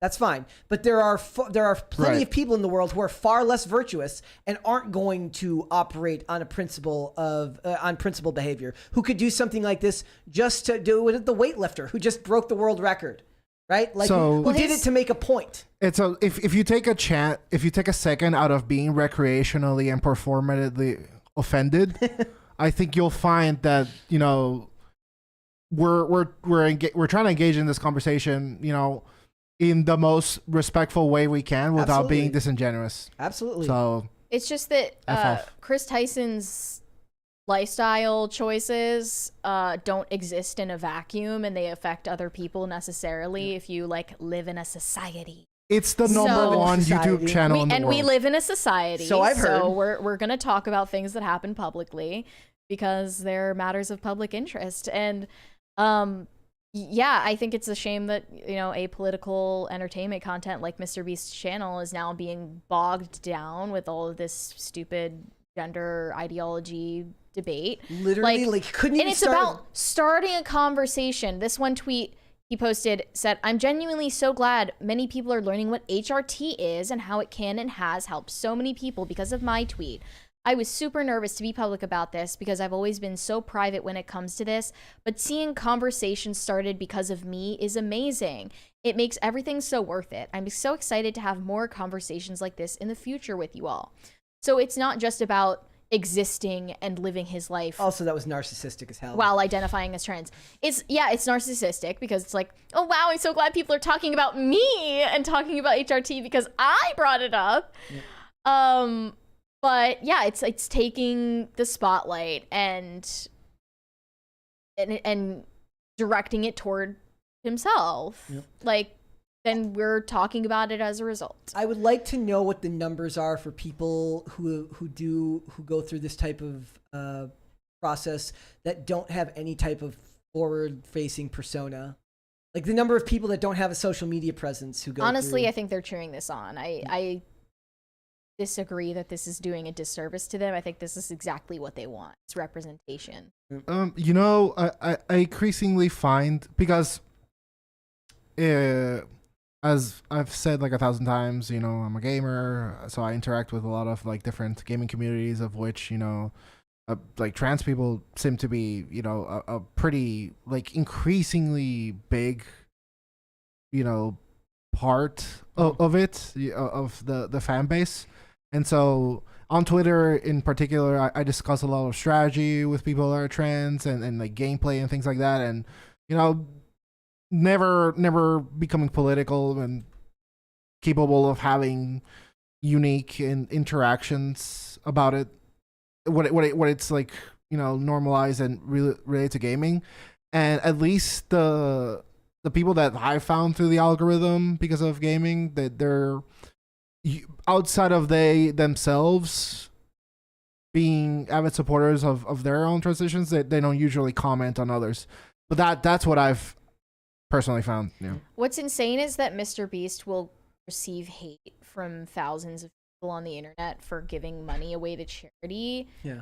And all you need to do to get flooded with support, unadulterated celebration, is to come out as trans. There's a $20 one right there. Loudroth said, you shouldn't need surgery or hormones. You're either born different or you're just trying to change yourself into something you're not, and have it both ways. What happened to being comfortable in our own bodies? Also, that's a whole other conversation. Also, has any phrase lost more relevance in society than "sticks and stones may break my bones, but words will never hurt me"? I mean, it's man, like that's up there with like TV shows with characters that say, "I don't want to be a victim." I'm like, yeah, nobody's saying that anymore these days. That is for sure. I think as we've become increasingly more individualistic in media, in culture, and in, you know, polite society. Yep. We identify tactics that are efficient for potentially like self empowerment. That's a very loose use of that word, at the cost of other people, and no one seems to care. So it's, you know, it is what it is. All right, let's go to super chats. Steel Mongrel said, speaking of terrible content, have you guys seen the trailer for How to Glow Up a Pipeline? Except it's a G with a G. I didn't see it's it. It's a B? Yeah, let's... I did watch the trailer for the new Johnny Depp movie, and it's in French, so I didn't have a clue what anybody was saying, but it was beautifully shot. No idea what that means. Gabby Hayes said, Brett, what episode of Smallville are you on? Which one is your favorite and why? Oh. You can remember episode titles? I can't remember episode titles. Not for this show, anyways, since I've just started watching it. I'm on season 3, episode 4 or 5 right now. I think my favorite episode so far, what would be my favorite episode so far? Probably the season 2 finale with the voice of Jor-El. But that's I've fallen behind on Smallville because I keep going back and forth between Smallville and Angel and Into the Badlands and The Pretender. I got like 9 shows that I go back and forth between. Depends on the day of the week and the mood that I'm in. All of the first 2 seasons of Smallville are just great if you like wholesome entertainment that has like a superhero bend to it. So everyone should be watching it. Sketch Therapy said, meant to say can't. Sorry, typo. Amazon spent too much on rings. Dude, they did. 450 for season 1, not including the $250 million they spent for the rights. You know, imagine. So the next season is presumably going to also cost hundreds of millions of dollars. So they've spent what, like $1.5 billion or something. Be cooler if by the end of it they just make it like it's literally not even CGI. They just like have them in like fake rowboats and a guy holding like a backdrop that looks like it's like the ocean, and they just turn it into a joke. Or they're gonna need to fire some people for that show because the cast is. Yep. Hayden75 said there's a video of him dressed as a girl sitting on a couch with MrBeast. Chris slides toward MrBeast and he looks super I haven't seen that video. I don't think that this is reflective of how guy friend groups behave. No. They don't praise each other. They tear each other down for fun. I mean, me and Jane... They don't sound like this. Me and Jane, I mean Dane. I actually wasn't saying... Me and Dane's main goal in life is to be mean to constantly. Is to be mean to each other because that's how guys express affection. Yeah, so what is this whole thing that's like heart emoji, I support you no matter what, I'm so happy for you, you're so stunning and brave. That is a woman thing. Regardless of what you think of the gender thing, it's like guys don't even talk like that to each other. No, so it shows how you feel about somebody. By the way, there's a great observation that I feel that hasn't been made. That is not, I mean, I guess because the implication is that one of them is not a man, but yeah, but typically even among guys, but the bro energy, it's roasting. Yeah. So where is that gone? You know, because anything can be misconstrued on the internet, and that's left there as like some type of evidence based for like you could leave a joke on someone's Instagram in a post, and people won't be able to tell the context. 10 years later, that dude hates you, and then somebody's pointing to those messages you sent as evidence that you were being a bad person when really you were just roasting your friend. Like if people saw how I insulted Shane, I'd be on like 17 ADL list. Yeah, there you go. See. I just don't know if it's any different when it's in private and not on social media with them. Like, if somebody in your life stops being authentic to themselves, then you're likely not going to have a close relationship with them anymore. Because they've put up a wall, they've put up a face. So that's why it's making people uncomfortable just to watch these interactions. I used to notice this in the skating community when like everybody would like be giving each other these super supportive responses to their videos, and then I would hear them same people just talking crap behind their back, and I hated that. I always hated that. I'm like, at least social media has turned everybody into two-faced, a toxic bitch today. Like, it's turned everyone into a woman, but not like it's like the worst kind of woman. That's what Jonathan Haidt has done girl. Great research talking about like this is why social media is destroying women, like especially teenage girls are like seem to be the most negatively affected by social media and the way that people interact with each other. Yeah, it's horrible. David Tavares said more important than the MrBeast thing is why Dane looks like the Resistor. Weird. Yes, Dane, why do you look like the Resistor? I don't know what that means, but F you just in case. Okay. Is that a good thing? I have no idea. It's a good thing. Is it? Well, who's the Resistor? Isn't that a Cass Castle thing? I don't know what that means. Isn't that a Cass Castle reference? I thought that was a Cass Castle reference. Sorry, Wesley and Butt. Elaborate. Ethereal Menace said, I'm 30. I hate woke, and Super Mario Bros. Was not woke. There was a sprinkle of woke like salt on an entree. Y'all have a great day. Thank you. Well, that's good to hear. Yeah. All right. Let's move on, guys. So after that lively discussion, let's talk about Madonna, shall we? So Madonna, she did not read the fine print on her plastic surgery contract, and she wants her money back, or at the very least, she wants her old face back. The fine print being that you can't undo it. Yeah, basically.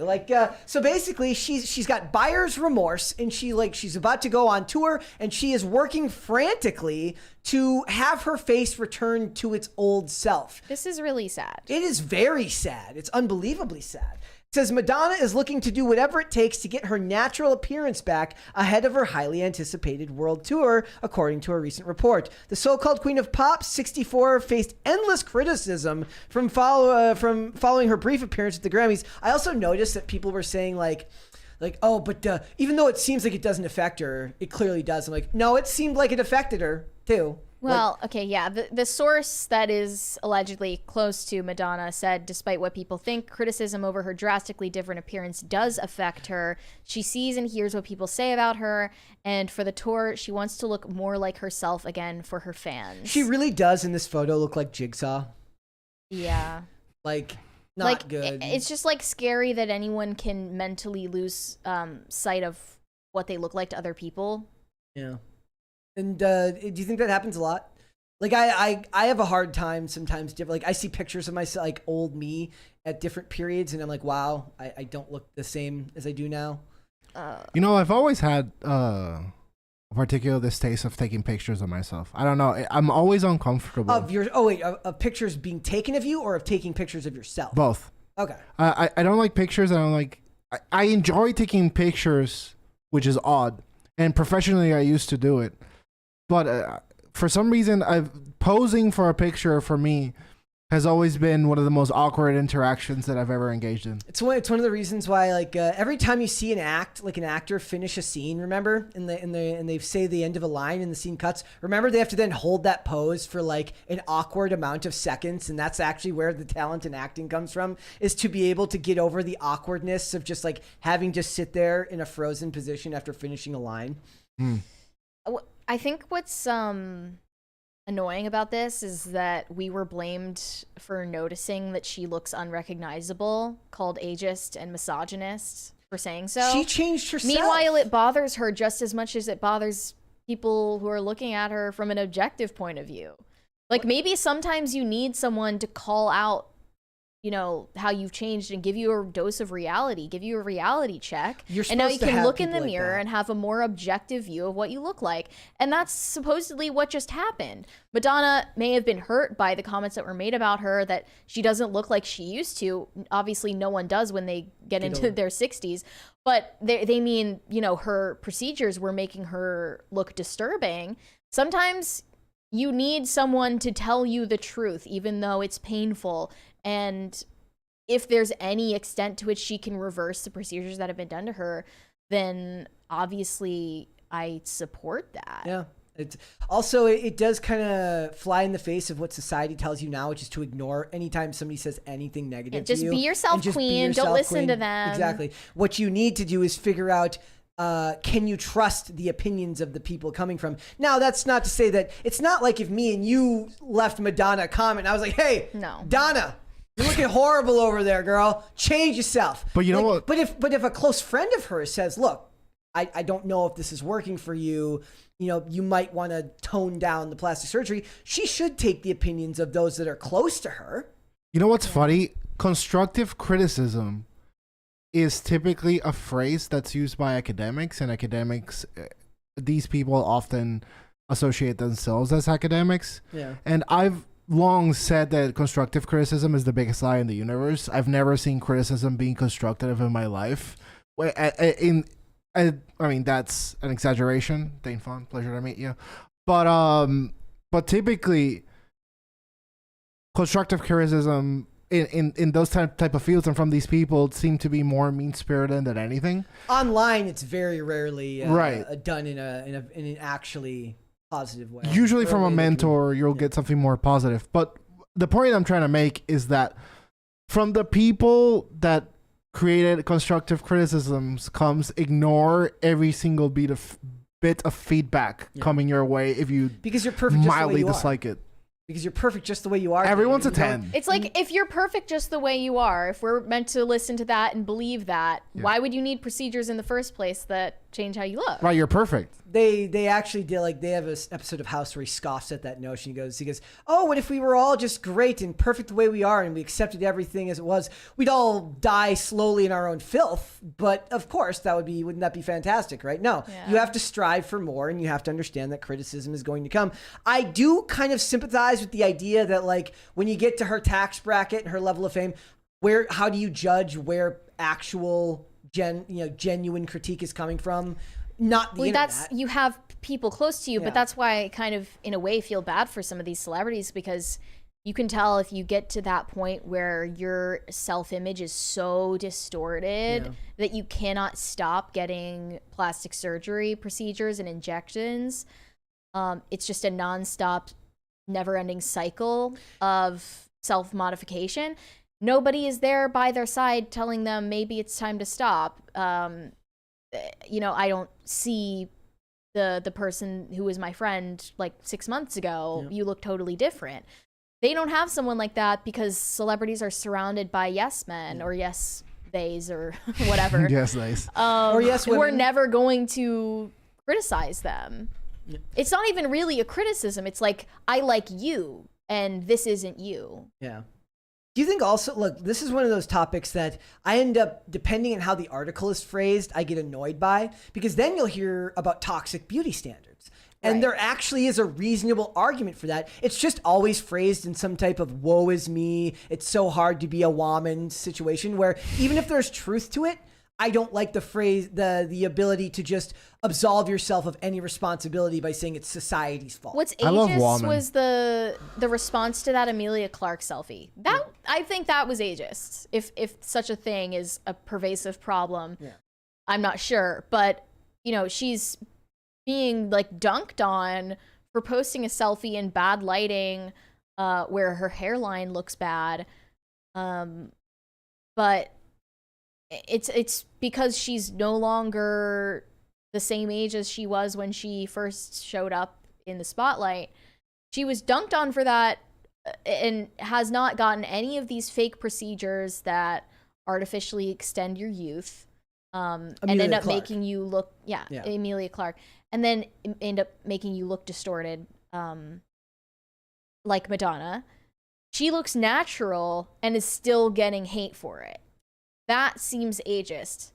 I think maybe ageism would motivate somebody like Madonna to get the procedures she's gotten and have the distorted self-image she has. I don't think it's ageist to point out that the procedures results look bad. That's just, I'm living in reality. Like, what planet are you on? But the idea is that it's not even like, you're not even allowed to have subjective I'm not allowed to have an observation that your face is like bloated twice its natural size. And or she's just like, oh man, just as the buccal fat removal was coming in, I got this, and that's a problem.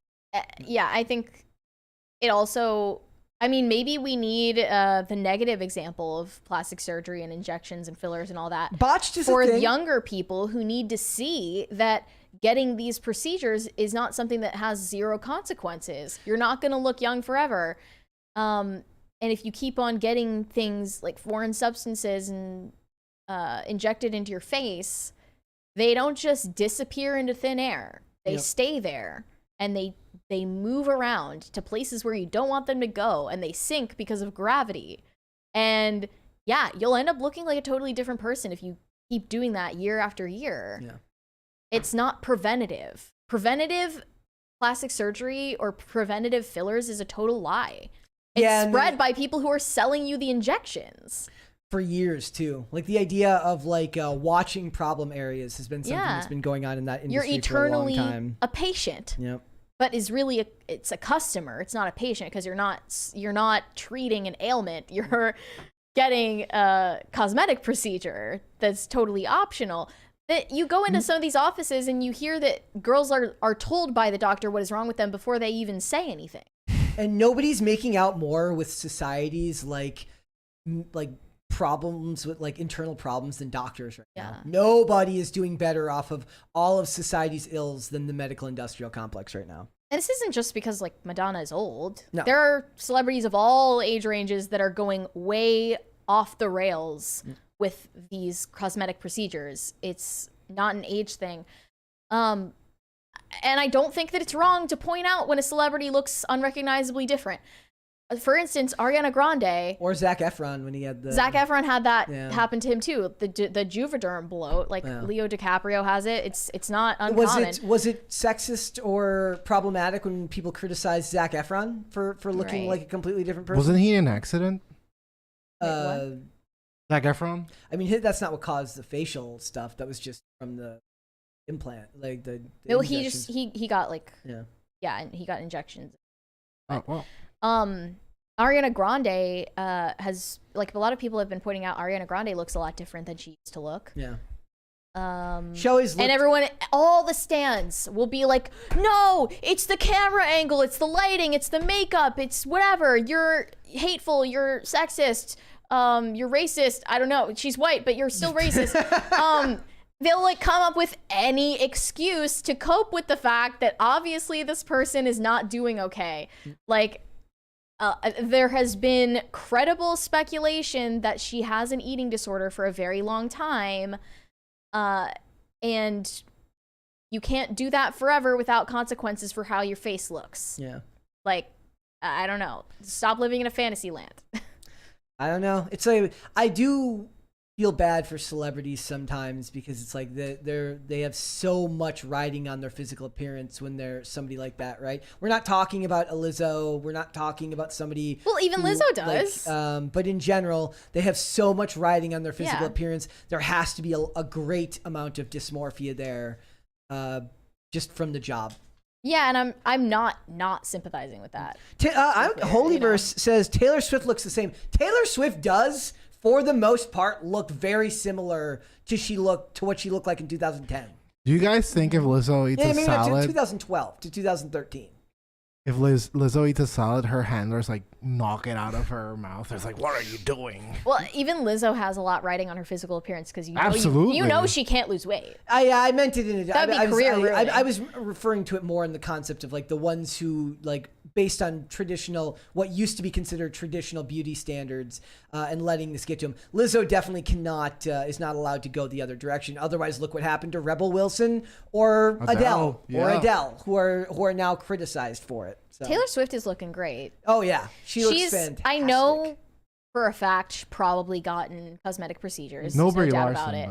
But if you do it in a way that is like sparing and not extreme, and you do it over the years in like a very sparing way, legs then all the people way to won't Canada. notice. Taylor Swift got hate for gaining weight. Really, a little bit, because I guess, you know, as you age, you naturally are gonna like gain like, I don't know, 15 pounds. She's still like tall. She looks better like, now. She's super tall and just filled out a little bit. But she filled out better. Like her legs look fantastic. They do. Like, I don't know. I think she looked great. But I agree. I think she created more of the conversation about her weight than anything. Taylor Swift did? Yeah, because of her documentary. She started talking about how she had an eating disorder, and then it becomes like, a whole thing. You know, then it becomes a conversation that belongs to everyone. And come to my house, we'll fatten you up. But this story about Madonna is really sad. I don't know what she do about it. Like it says she's getting restorative procedures, but it's like, what can you do? I know Black China was doing that. Shakira looks fantastic for her age too. Oh yeah. Yeah. Yep. She's certainly got like trillion surgeries too. Yep. Shakira? Yeah. Likely. I think me and Brett are the only icons to have it. Yeah, but basically it's just you and me, buddy. It's no cosmetic surgery here. Keeping it together. Yep. The BBL stuff is the craziest. Now there's the mini BBL. There's the BBL light. Yeah. You can get you don't want a full fat ass. You can get like a half fat ass. What's crazy about that surgery is you have to gain weight and become overweight before you get it. Well, I'm there. So that there's enough fat to inject into your butt. Imagine like being the doctor who has to go and tell people that every day.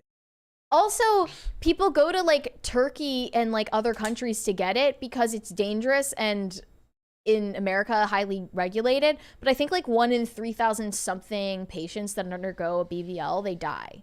What? Wow. You have to be in a wheelchair for an extended period of time after you get the surgery. With like, oh yeah, so sexy queen, you're wheelchair bound after getting your stomach fat injected into your butt. That's really hot. There's an amazing side plot in the first couple episodes of The Bridge where the main guy has just gotten a vasectomy, so he like can't sit down properly whenever he's like he can drive, but he has to sit all awkward when he's driving, and like he goes to like the ladies' police station here in America. It's a policeman from Mexico and a policeman from America. It's Diane Kruger and Damien Bichon, and she's like, "Will you stop. She's got autism in the show. It's actually one of the better. It's one of the better actual depictions. I posted a clip of it the other day on Twitter where she's like, she goes up to a guy and she goes, "Do you want to come home and have sex with me?" And he goes, "What? Are you kidding?" She's like, "No. Are you married?" "No." She goes, "Let's go." She's like awkwardly direct, but she's like, "Will you stop fidgeting and moving around? You're making me uncomfortable." And he goes, "No, I can't." And he has to tell her about the vasectomy because he can't sit down. He can't like sit. So that's what having a BBL is like. You can't sit. Mary, have you ever watched a show that Brett has referenced? Yeah. That wasn't for the show? Wait, she's seen Burn Notice. And that he's referenced off of the show? No, that he's referenced during the show. Because I feel... I think I've only watched House. Yeah. Well, she's seen Burn Notice, so she knows. I've seen Burn Notice. No, there you go. It's like a mini action film. Yeah. It's fantastic. Well, show, but... Yeah. What else do you regularly... The Wire. Nobody else meant. But that's on me. Yeah. I should see that one. I've watched Person of Interest. There you go. That too. There you go. Where can I see The Wire for the third time I've asked you? HBO Max. HBO Max. Not even HBO? I don't have regular HBO. That's still a thing. Is cable still a thing? Is cable still a thing? I figured most people It's funny because YouTube TV is supposed to be an alternative to cable, and now they've just made it like $90 a month or something crazy like that. What? Like, how is that a viable alternative? How's that possible? $90?